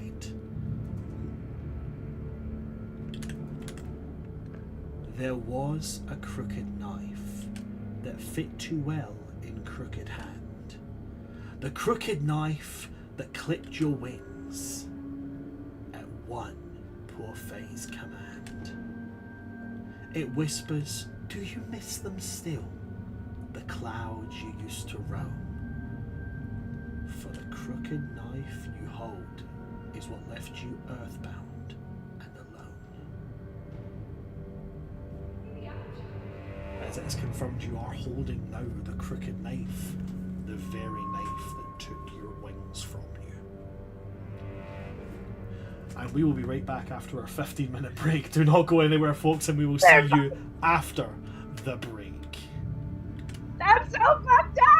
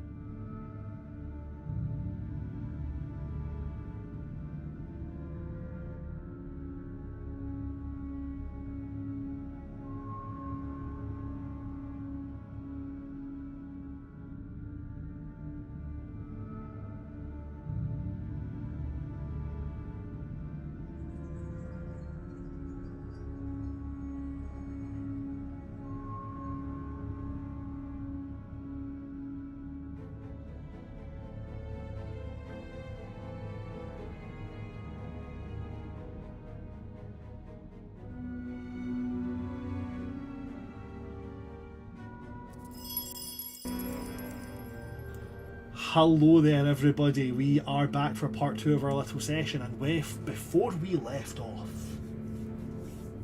Reverie picked up the knife. Reverie, with your mind being assaulted by that and with you touching the knife, I'm going to have to ask you to make another saving throw. Now, for those who have not seen the little mini adventure that we did on our channel, The Rotten Side, over here in the UK we have our own amazing and great TTRPG contributors, one of them being the lovely people here at Inkblade Publishing and Gothica Plague Worlds. I had the great joy of meeting Elliot from Inkblade. Harry met him as well. Lovely chap. We got to talking, and I love me some Nurgle style pestilence, and this handy little book teaches you how to create plagues and mutations and horrible, nasty, goofy shit for your D&D campaigns. Now, Reverie, part of your backstory involved a plague, did it not? It certainly did. Awesome. So what we're going to do is, using the rules of Gothica Plague World, we're going to do what's called a contact resistance roll. You've touched the knife. Knife is all gunky and horrible and shit. So I need you to make a constant... your contact resistance roll is going to be a Constitution saving throw in this particular instance. So make me a con save. Con save. Okay. Okay, that was... 18. On an 18. Reverie, you're fine for just now. But what I do need from you now, Reverie, is as you have succeeded on the contact resistance saving throw, there is no further effects, not at this moment in time. But what I am going to need from you now is, specifically, I'm going to need you to make me a history check. You will have advantage on this, as this is a pivotal part of your identity.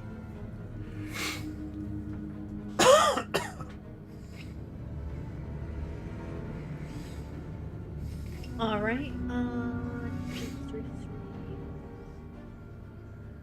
That is a 17. 17. So on a 17, as you look at this knife, you remember everything that's taken from you. You remember the effects that followed it. You remember what ripped through your original home. The fever, like to the point where people's skin blistered. The dry, cracked lips, the torn corners of the mouth. People's very skeletal structure on their faces deformed from the high muscular pull of these jagged grins. The halls and homes filled with echoing, almost whooping cough style laughter. Before eventually, sheer exhaustion, the inability to sleep, would bring people to an end, and all of them ending with the exact same expression: wide open eyes, dry, bleeding, cracked and torn mouths, and a wide, gaping grin. You remember being caught just in time, before the worst symptoms settled in. But that fever, the skin blistering heat, you remember that, and you remember the effects of it that it had on everyone. And now you can finally put the link together. Why it couldn't be cured. Why it couldn't be stopped. Because it wasn't natural. And you're finally able to connect the dots, and the crooked man is the one who sent this plague. Is the one responsible for friends, loved ones, and if I'm correct in remembering, your mother. Yep. What do you do with these links all being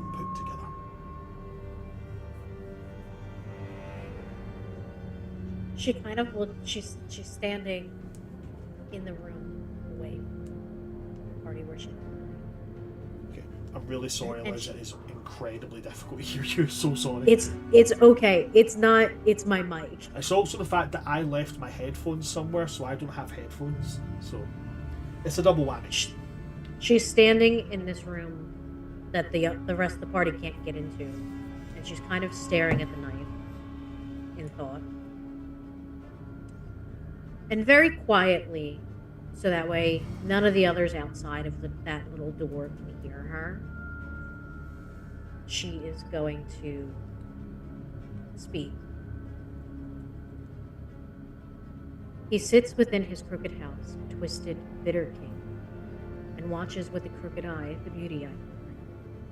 He thought to steal the skies from me, to make me crawl and pine. But I have found a higher, and all the night is mine.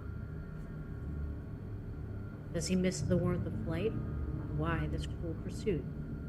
To crave a grace he cannot have, and seek to strike it mute.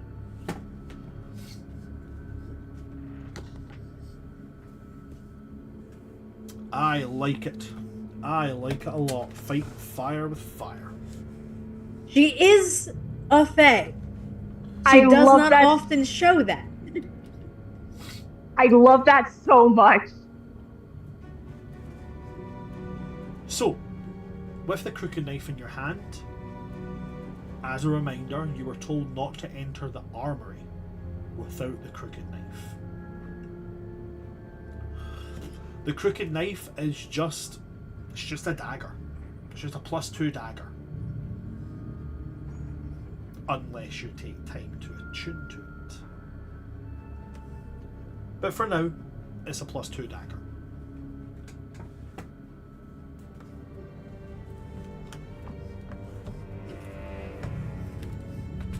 Okay. What would you like to do now?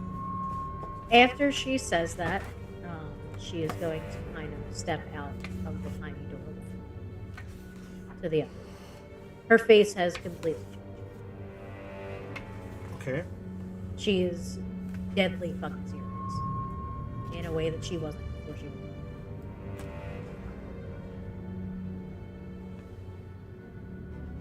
Okay.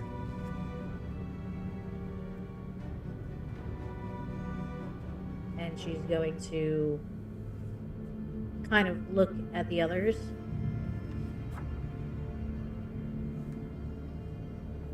All right. And nod, because she doesn't entirely know all of the ways, I believe, that the thing can be transferred, the plague, but now that she knows that it is here, she's going to take a piece of cloth from her bag of holding and kind of just tie and cover her.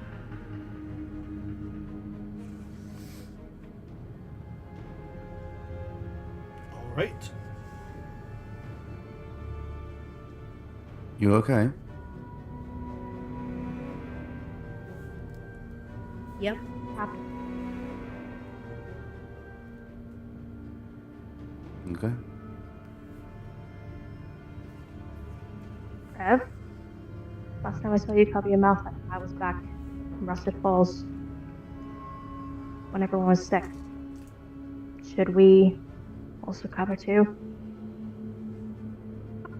Yes. Okay. I will grab some. Ari always has some kind of like scrap fabrics on her from other things, like patches or whatever. She'll make one for herself and pass two to Kesselis and Elion as well. Okay. I don't need it. I mean, Elliot. Right. Sorry, Kessley's will take it. Great. As far as I'm aware, because I don't think Elion will make the decision. Elion thinks he's immune to disease, but he doesn't know if it would bypass or anything. But I technically am, so I'm not going to take it just in case. Like, because he would think he is. Absolutely. Sure. Right.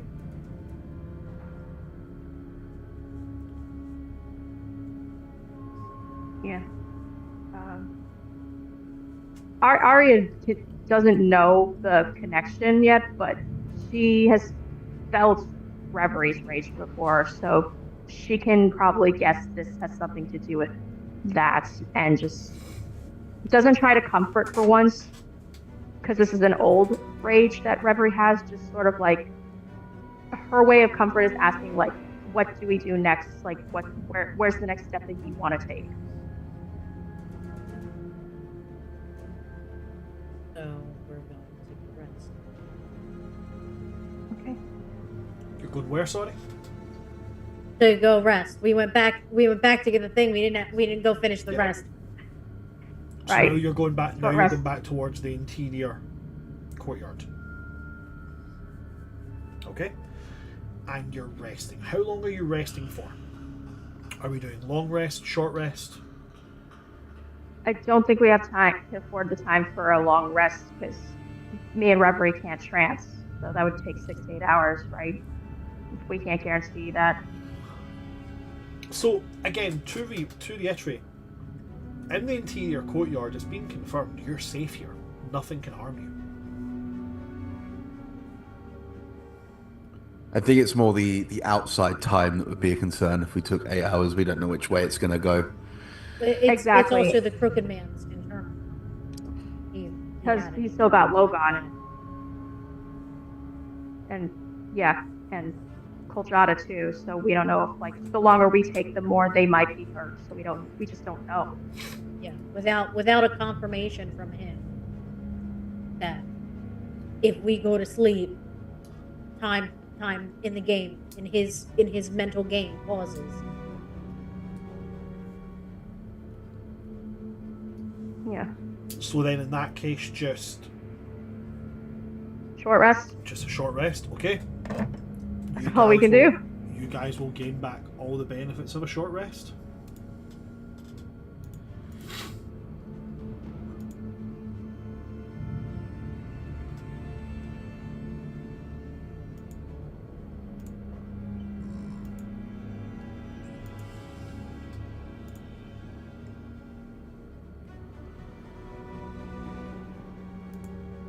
Alrighty. So, with the long rest conducted, nothing really changes in the interior courtyard, nothing interferes. As a reminder, within the interior courtyard, you have, on the left hand side is the doorway to the gallery, the cellar door, you've got the statue, and on the right hand side there's a doorway to a shadowy hallway. Where do you guys want to go from here?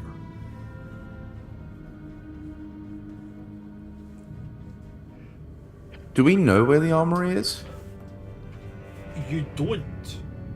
All you know is that where you saw the armory is in the storeroom, where there was the pile of bodies and the skeleton in the cage with the keys. I mean, that's That the was- next. That was where you seen the scratching on the ground that said, "Don't go to the armory without the crooked knife." I mean, that's the next port of call, right? We got to find the armory. That's what he said.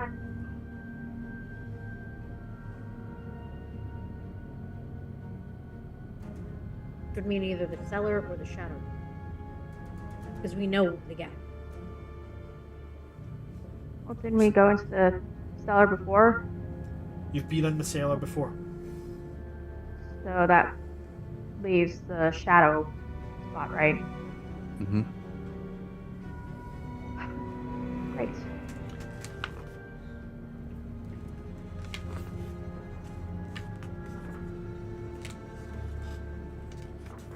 Reverie, is your Eyes of Night that you shared with us still up, or did that time thing drop? I don't know how long it lasts. It did drop. It only lasts for an hour. Okay, in that case, Arya's probably gonna cast a cantrip, light cantrip, while we're walking into the dark. I have the lantern. I can just turn the light Oh, true. Never mind then. I always forget that works as light too, not just as the mage hand thing. Sorry, what did you say you're doing there, Arya? Well, I was gonna cast the light cantrip, but Reverie reminded me she has the lantern, so she's just gonna use that instead. Okay. You cast the Do a light spooky cantrip hallway in it the is. shadowy hallway. Oh no, I'm sorry. I took back the light cantrip because Reverie said she would use the lantern, so it's like Yeah, but the doesn't make sense. lantern casts light. It's just a different style of light. Oh, okay. Okay, cool. So, yeah, it's this hallway will take you back to the library. You've been down it before. There's nothing here.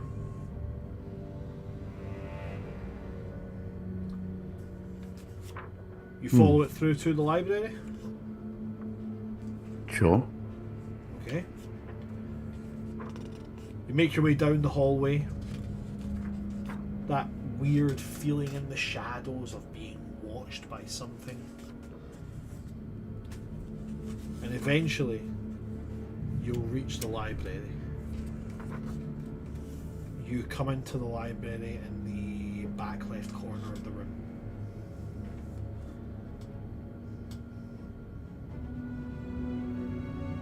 Okay. Yeah, we'll check. Is that or some? There's a room that's gonna. Don't know. Can I just start investigating the library pretty hard? There's got to be something in here, I'll help. like more than what we. Absolutely. Investigation checks, please. Hey. I'm going to get 16. Nice. That's a 16 plus 2, so 18? 18. Mm-hmm. Reverie?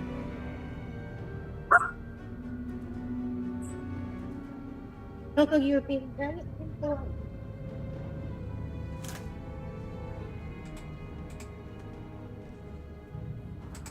Reverie, what was your total? 24. Elion, are you rolling? I mean, I can do. I'm dumb as rocks, but I can that's give a you guys. 1. That's a big 1. A big one. Awesome. So with an 18 and a 24, you're both going to see it. There is something new in this room. On the desk, there is a hand. Like a skeletal, but still has skin on it, hand. Like this. Long, jagged nails creep from each one. And attached to it, there is a note. Read the note. You pick up the note, Reverie, you open it, and you read. There was a crooked rattle from the marrow and the mould, where the crooked dead lay clutching secrets never told.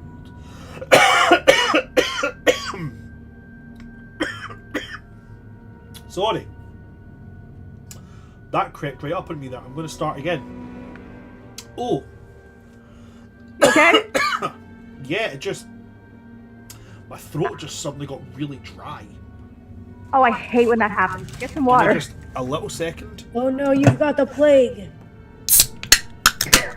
No.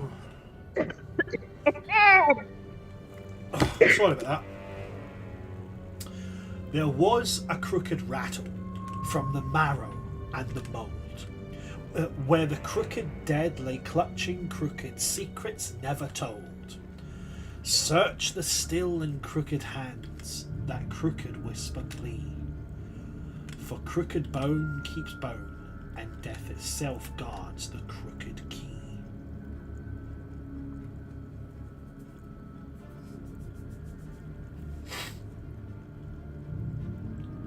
And then, if anybody would like to, they can make an Arcana check if they're proficient in Arcana.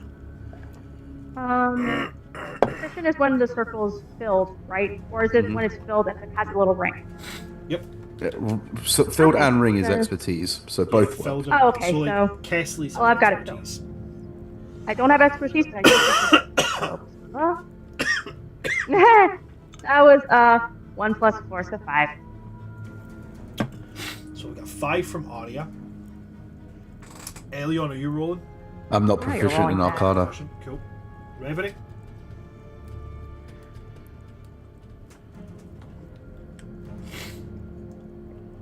Cassidy's, you're our only hope. Kesley's got a nat 20 I for a can't- 34. Bless. Woo!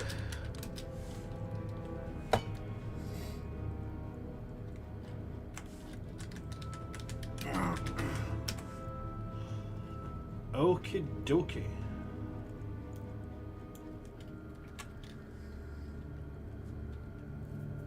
Give me just a wee second to find this thing.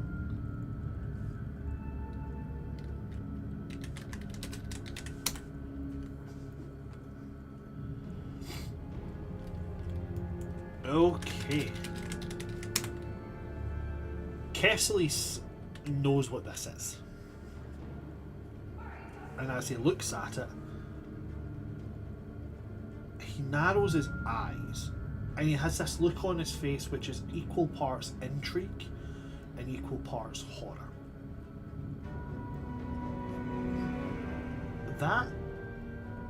That wasn't there the first time we came through here, was it? No. Nope. That's a hand of glory. It's a thing made by necromancy. It's a guide. Each of the 5 fingers that are shown.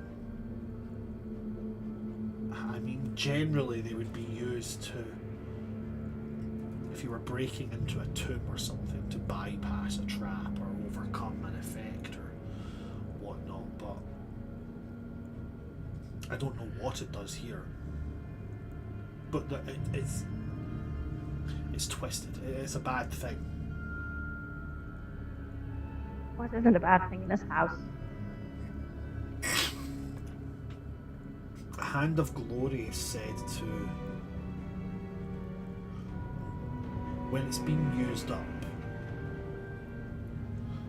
it's said the person that uses the last use of it is fated to lose their own hand to create a new hand of glory.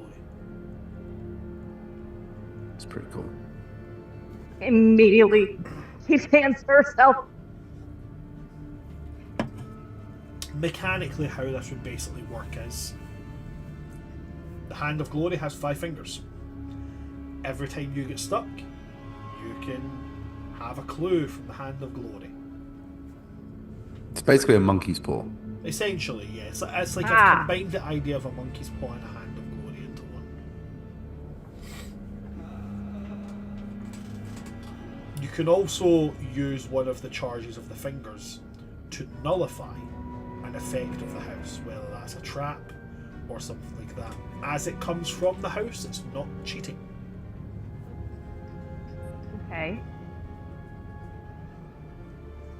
But the catch is whoever uses the last charge, and I'm assuming this is whether or not they've used other charges before, they lose their hand. Whoever uses the final charge is fated that their hand will become the new hand, a new hand of glory.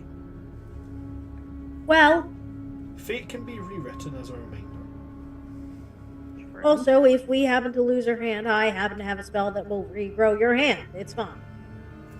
Okay, yeah, that's good to know, because kind of really need my hands. I'm Kessler's going will to, just simply say, not if you're dead. I'm going to stare at the hand of glory and just. Where is the armor? Where's the what? Armory. The room we're looking for. Are you picking up the hand of glory and asking? Yep. Okay. It's worth it, guys. It is worth it. We're stuck. There's the Yeah. sound of bones breaking, old skin cracking as it bends, and one finger comes down. And Reverie, in your mind, you will see the storeroom. You will see the pile of bodies. And deep in the middle of that pile of bodies, you'll see a key. A key made from a femur. A skeleton key. But it's weird and jagged and crooked. In the pile of bodies in the storeroom, there is a key. That is apparently your way into the armory. Okay. I'm going to. I guess I'm taking the hand of glory with me. Why not? Reverie is in possession of a hand of glory. I'm also in possession of a number of evil books. Yeah. And just A for date good with measure, Asmodeus. and Maker. just to be really damn sure, I've also drawn the number 13 on my forehead. I have a little monkey tattoo right here across the cheek. Why not? So you guys go back out of the living room, out of the library, back into the T-shaped junction room, make your way along past the gallery doors to the storeroom, into the storeroom towards the pile of bodies. You root around through them, and after 30 seconds or so of looking, you find the crooked key. Upon finding the crooked key, whoever it is that's currently holding it, there's a keyhole floating in midair.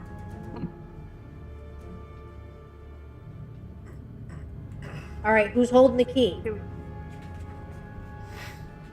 Rock, paper, scissors. Harry, come on. You got me Harry. fucked up. You think I'm holding the key? Rock, paper, scissors, shoot. Okay, we both got scissors that time. Rock, paper, scissors, shoot. Okay, you won, so I get the key then. Because I lost. Aria's got the key. Arya, you're holding the key. You can see a keyhole floating in the air, about 5 feet in front of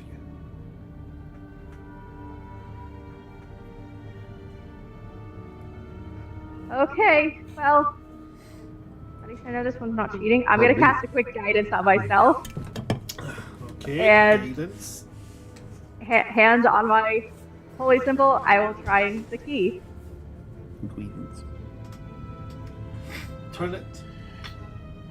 Turn the key, and as you turn the key, everything around all of you swirls and changes.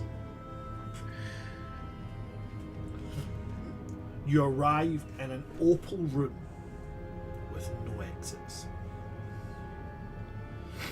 The first thing that hits you is the smell of steel and oil and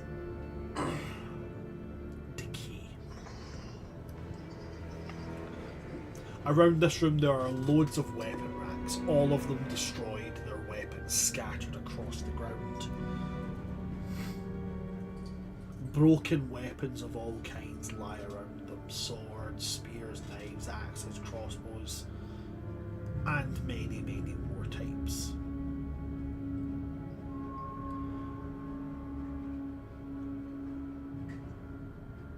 In the centre of the room, there's a figure clad head to toe in silver and black spiked armour. A cloak of fine chain is wrapped around him. He's crouched on the floor. His back is to you guys. What do you want to do?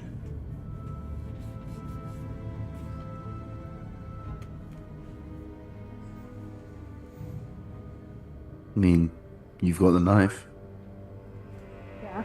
so we're allowed to be in here. Yeah, True. I would assume so. But the last time we encountered something, I got choked. So how do we approach without activating some spooky shit again? Well, I think we just. Yeah. Out of character, one of you remind me what we were in. There's been a lot happening. We're just. There's so much. It's the trauma only my room character we is going through haven't has gone made my to. brain fart. True. It's the only room we haven't explored, and the only way to get Yeah. here was with the knife. And we still don't know where that other, like, third key that we found earlier goes into. I think there was some kind of a chest that we were supposed to be looking for.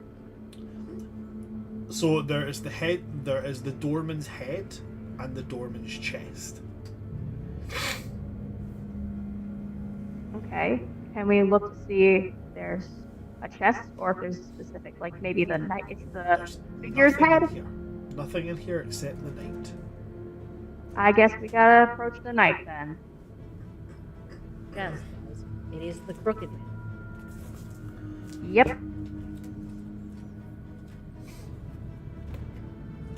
So approaching this kneeling figure. Yeah, I'll approach. I have the dagger, right? So. Following behind. As you approach him, do you give him any kind of acknowledgement that you're there?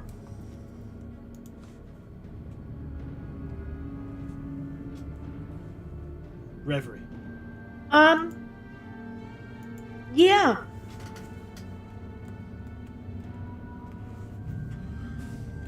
Okay. The knight's visor turns to look up to you. He says, "Be gone.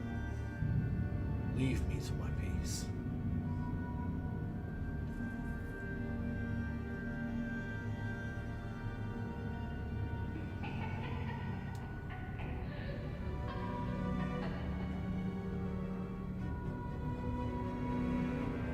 What piece exactly is that? The peace of the grave.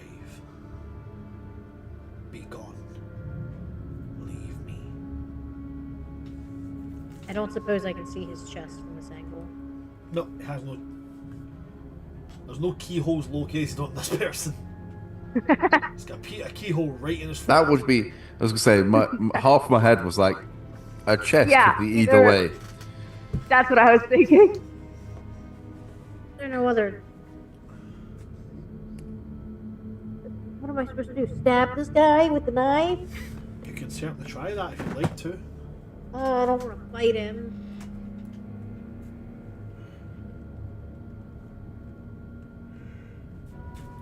How did you find yourself here, Quartermaster?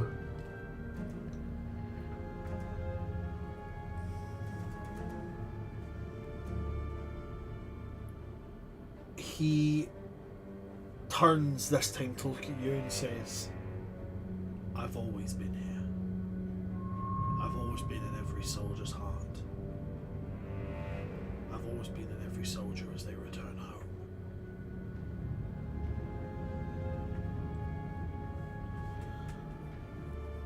You ever get lonely here?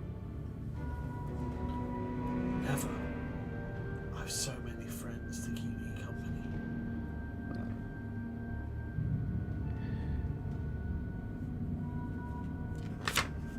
Which soldier are you here for now? Myself.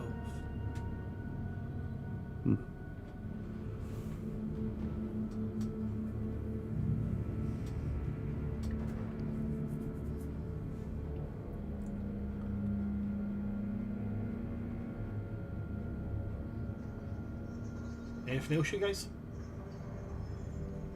Alright. I feel like stabbing is the last option. Can I maybe show him the dagger?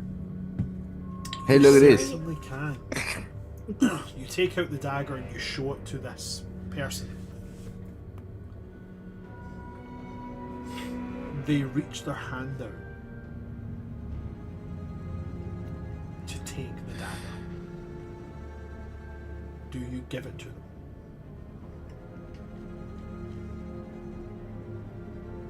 Well, I'm in the armory, right? You are, yep. What did it say? To not enter the armory without it, or to not open the chest without it? I'm not enter the armory To not without enter it. the armory without the knife. That I will, I suppose, let him see it. A Okay. couple minutes. Hand over the knife, and he takes it in his hand, raises it, and looks at it lovingly, longingly.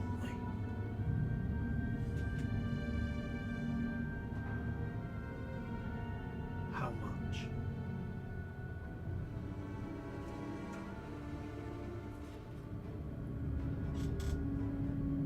What's your offer?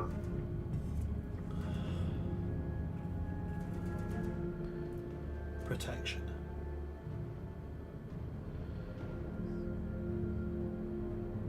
Protection from what specifically The can you offer? executioner. Is there a limit?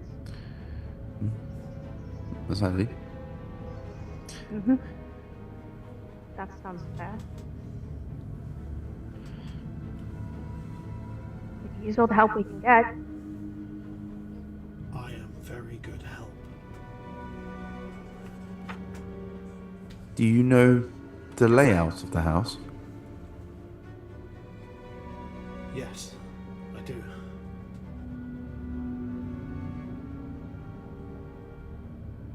You said you'd walk with knights, with soldiers, with warriors, but we have encountered things that are part of this house and who controls it. Do you walk with him as well? I'm a prisoner of his. I've been here longer than I care to remember. I'm sorry. But if we work together, you can get me out. We can try. Try is all I need. And he'll hold out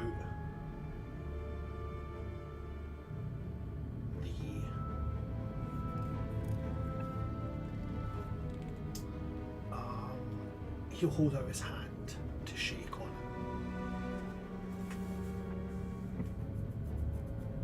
We'll shake his hand. Okay. Yep. Now,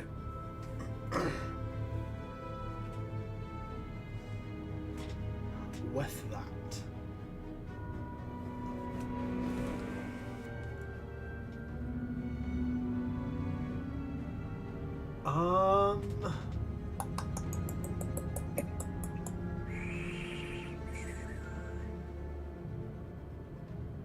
with that, what I need from everybody.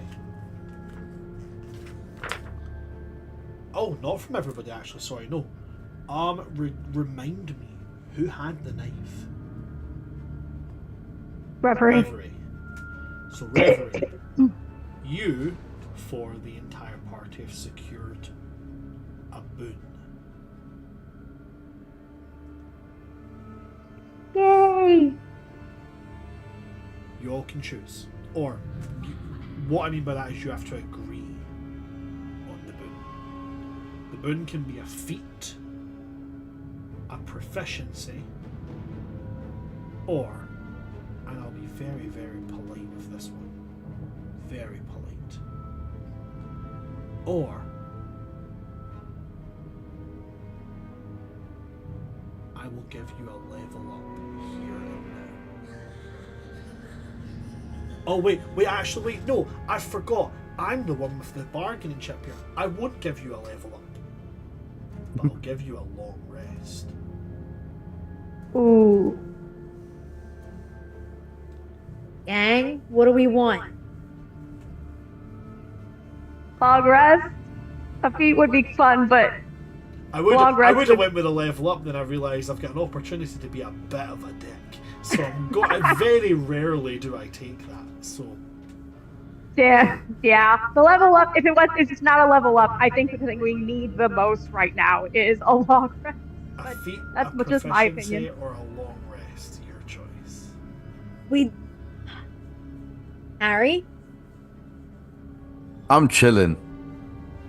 That's not an answer. I would This is say- gonna be fine. helpful. Look, long rest is great, but all that will realistically do is give me 5 spell slots. I So, have like. You guys are the one forecast. spell I will slot say left. feet. I'll toss my hand in the ring for feet. Because that's Oh, long lasting. Tiebreaker? Hmm. Ah.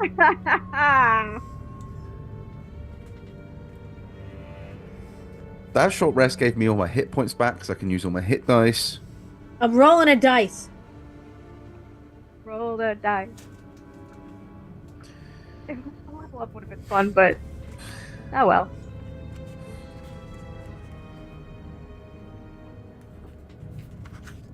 I'm happy with either, if that makes you feel any better. Dang. I trust your judgment. And I you rolled a dice. dice. Don't trust my judgment. Trust the dice. I rolled a dice. Okay, I roll to trust the make dice. it to make it as fair as possible, because I really could go either way. I rolled a dice. The dice have decided it's a long rest. Okay, Okay, long rest is fine. long rest then.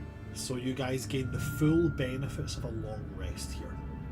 The moment that the knife is given to this person in armor, this knight, they stand and they put the knife, the crooked knife, into their belt.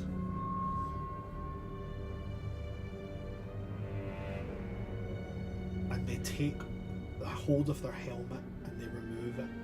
And as they do, there's nothing underneath the helmet, and then the entire suit of armor just falls to the ground. There is one free long rest in the Crooked House, and you've used it. Bless. Alrighty.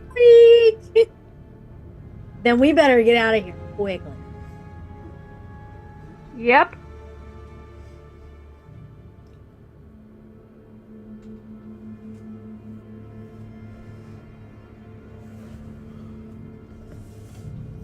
Damn, it's so hard to get a boon like that too. Oh, but That's only goddamn, our did we need second it? one this whole campaign. I know. And we our first one was like ages ago. Yeah, the first one was at least a year ago at this point. Yeah, I think it was like when Magnolia was still with us. No, we got one It from wasn't, the but it we was got one shortly from the after. trees in Yeah, we spring. got Oh one yeah, from the that's tree. true. Okay, so this is our third one then. Oh, this is my second one. This is your third what? Yeah, because you were with There's- us for the yeah. Sorry, both you spoke there at the same time. This is your third what? Boon. But for Reveries, for Liz, it's Yep. the second because she wasn't with us when Magnolia was. Yeah, same as me. Well, you were just like the tail end of it.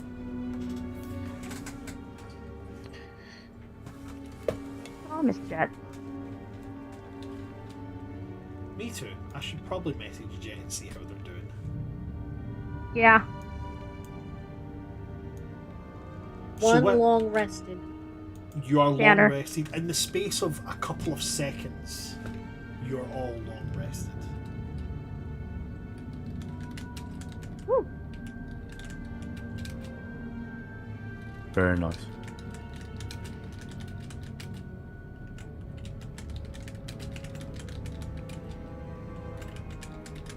Any doors in this room?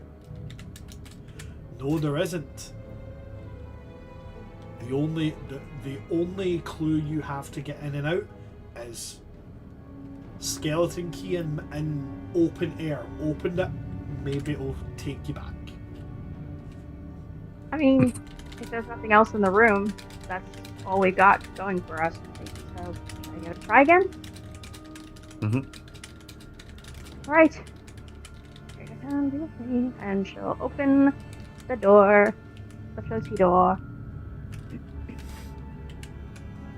So you put the key into the open air again and turn. Yep, just silently praying to the greater hand that this gets us back to either back to where we came from or to the places we need to get to. and not into some like big trap again. Okay. As you do it, Whole house is a trap. the exact same thing happens. All of you feel a swirling sensation as the room spins. But you are not in the storeroom this time. Of course not. As you come out, you come into a sewing room. Table in the middle, a door to the left, a door to the right, and a door behind you. In the top right corner, there is a dress. The smell of mould and sweat fills the air. Moths, dead moths, lie all over the wooden floor. It's a very simple workroom. Has an old-fashioned hand-cranked sewing machine on the table. There's a rocking chair in one corner and a pair of dress mannequins, one empty and one with a tattered, ratty dress on it. There's a dirty window facing you, but it reveals nothing but faint light, as if it's lit by moonlight.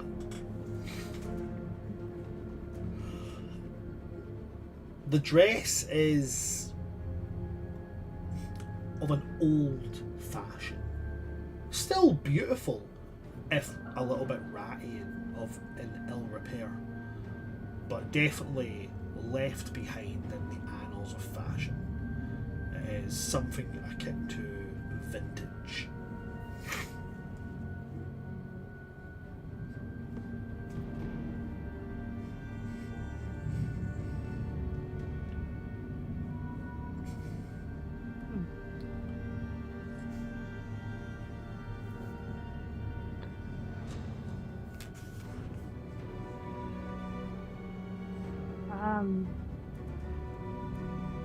Any new doors?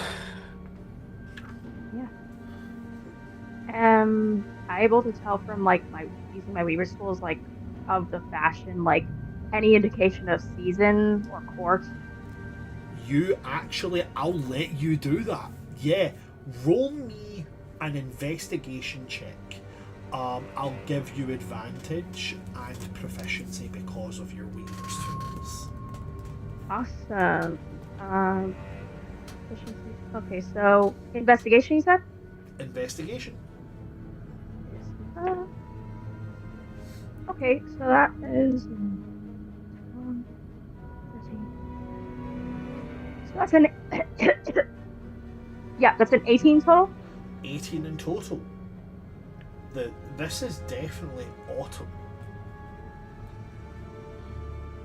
Definitely of autumn fashion. Autumn Now- clothes. Now, with that, is this room at all familiar?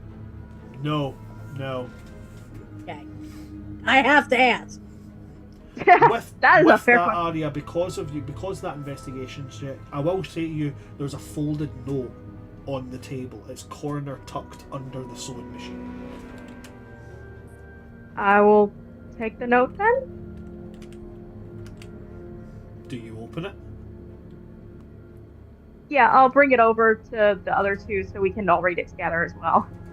Okay, you bring it to the other two. Or do you mean the other three, considering three. Kessler's is there? Yeah, Kesselis is there too. Yeah, that's You what I meant. bring it over and you open it, and this time, as you read it,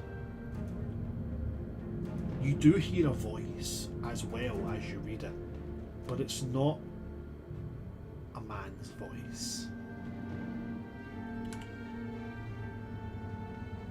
There was a crooked doorway, stitched with needle, thread, and glue, that creaked, "Come in, sweet wanderers, to crooked mother's sewing room, where a lonely dress hangs, waiting, though no breath stirs its lace, and yet it sways to crooked steps, as if it knows your crooked face. Welcome to the Crooked Mother's wing of the house. Well, can't be worse than my mother. I feel like I'm trying to be optimistic here.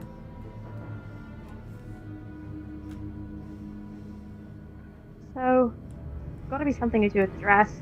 Are we supposed to mend it with baton, which sounds like a bad idea to me? Dance with it?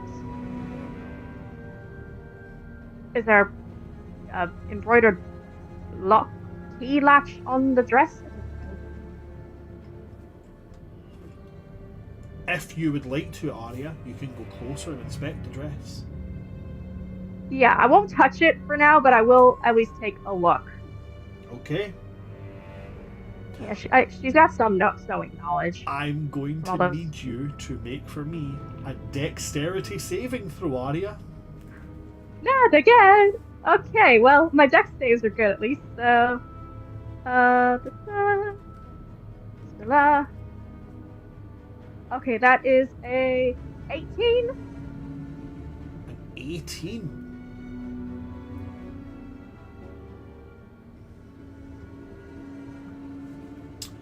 Do you have anything of warning on you? Warning? Like, I'll say why.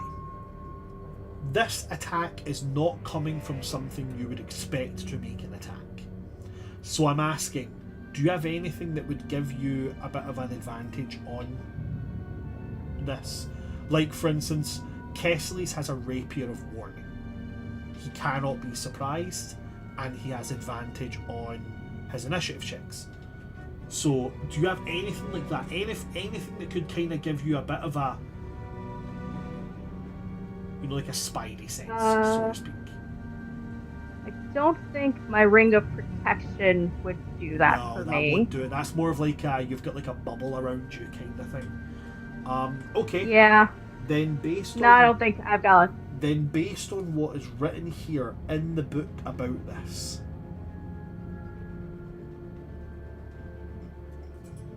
would it be a flat minus or not? A flat minus is too severe. No, that's too severe. Instead of a flat minus, I'm going to say do it at disadvantage. Instead of just taking a flat number off you, because I feel like that's a bit cheap, roll again, take the lowest. You never know. Alright. Okay, so the lowest is an 8. 8 in total. Okay, cool. Maybe I should have gave you the flat. Never mind. Oh boy, I don't like the sound of that. Arya, what armor are you wearing?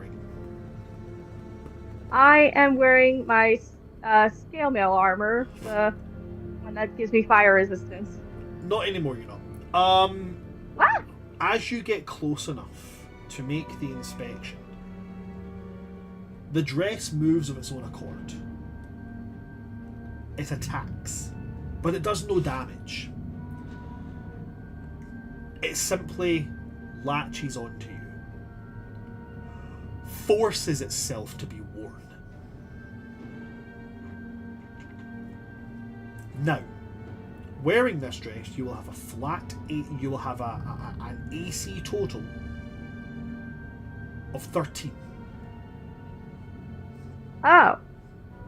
Okay. Fun.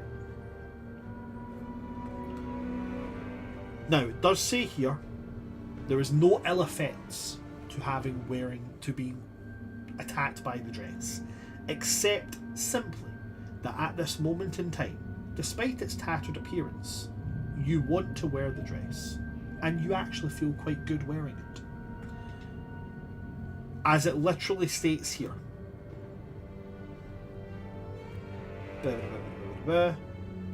On second thought, suddenly this dress looks amazing.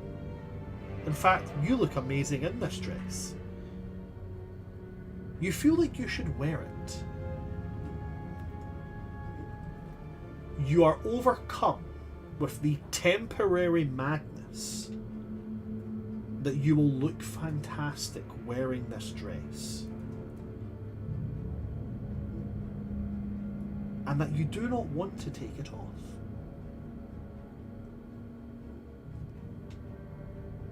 as the dress finally finishes itself up and you get that first initial feeling of, oh, I feel great, you will hear in your mind, everything is going to be alright, hon.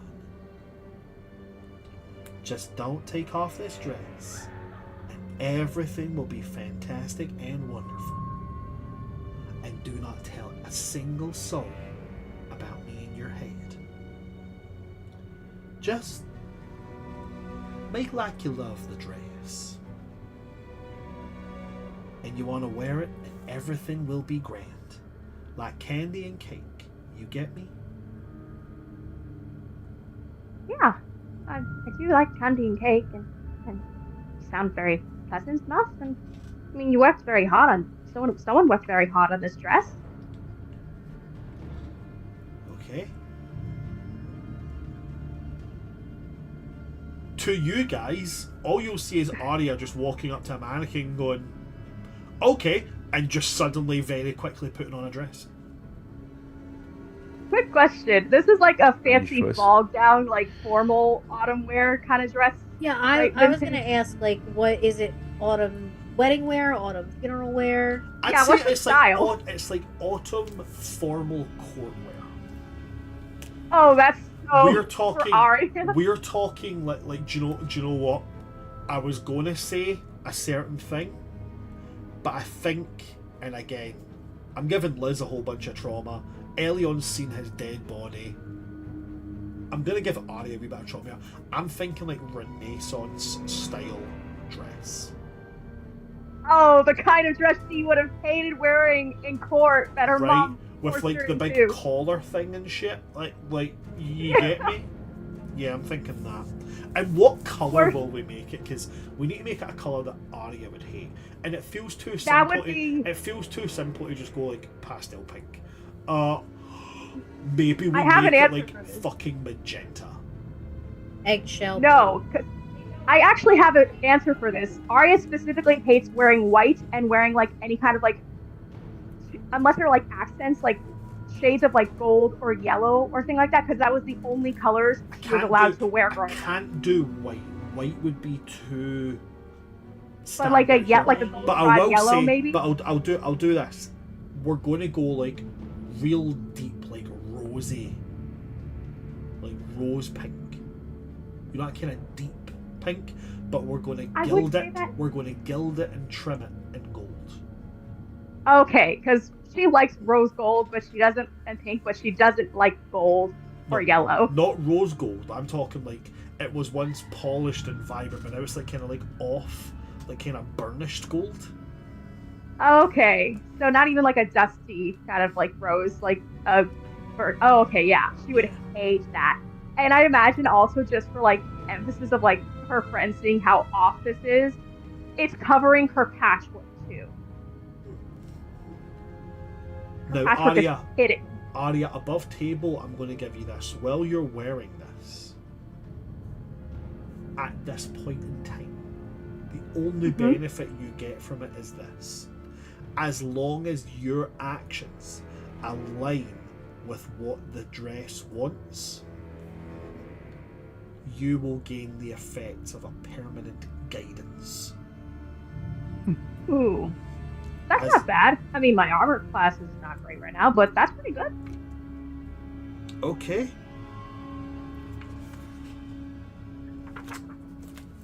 So, we have a new area of the Crooked House found. 2 new members of the Crooked family named. And now Arya is wearing a dress. What could possibly get worse from here?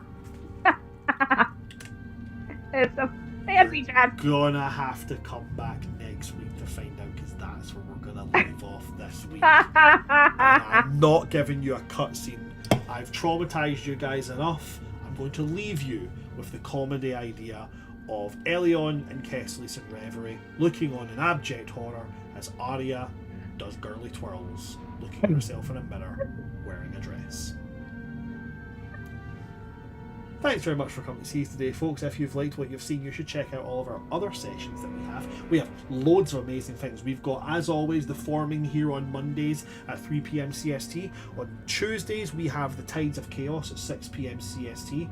On Wednesdays, we are potentially going to be looking at having Two of the Skies come back at about 6 p.m. CST as well. Thursdays, we've got Fathoms Below at 5:30 p.m. CST. Saturdays we have Dragon Age Secrets at 5:30 p.m. CST, and on Sundays we have Welcome to the Academy at 5:30 p.m. CST. If you like what you've seen here, you should go and check out all of our social medias. We've got them all. We're everywhere under World Tree Quests. And if you want to see my own personal stuff, you should check me out at Oops All Brands. Everywhere. Pretty much everywhere. Yeah, I'm everywhere. I'm mostly on Threads, just kind of, yelling about being Scottish. It's great, it's funny. That's it from me. I really don't have anything else. So I'm going to pass over to my lovely cast and allow them to plug themselves. Harry. Short of only existing in the short time frame that we're on the air, I have temporary textual consciousness on That Guy Just Harry on Blue Sky. Which again is basically one text after every Monday night session when I remember it exists because I have to do this.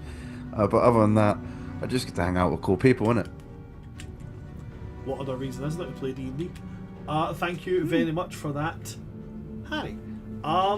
Liz, what about yourself?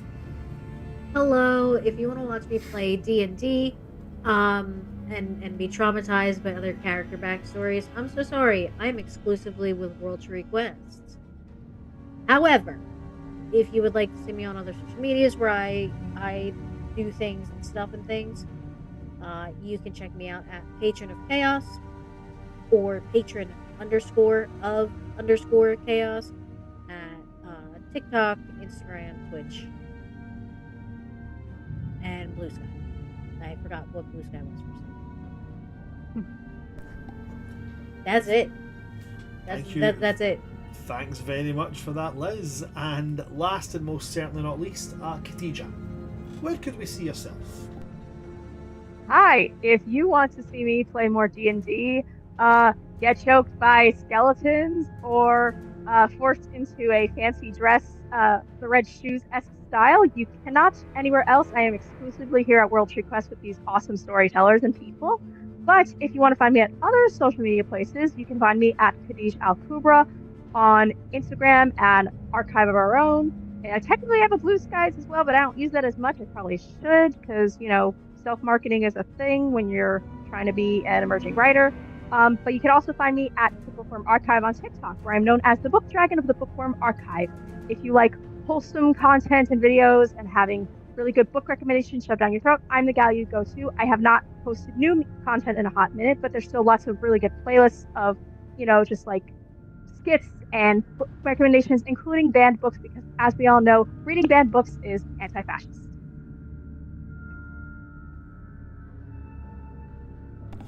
That's definitely a way to put that. And that's definitely something you should go and look at and check out if you want to hear all about some good old books to read. Thank you very much to my lovely cast. If that's it from my cast and that's it from me, well then that is it from us.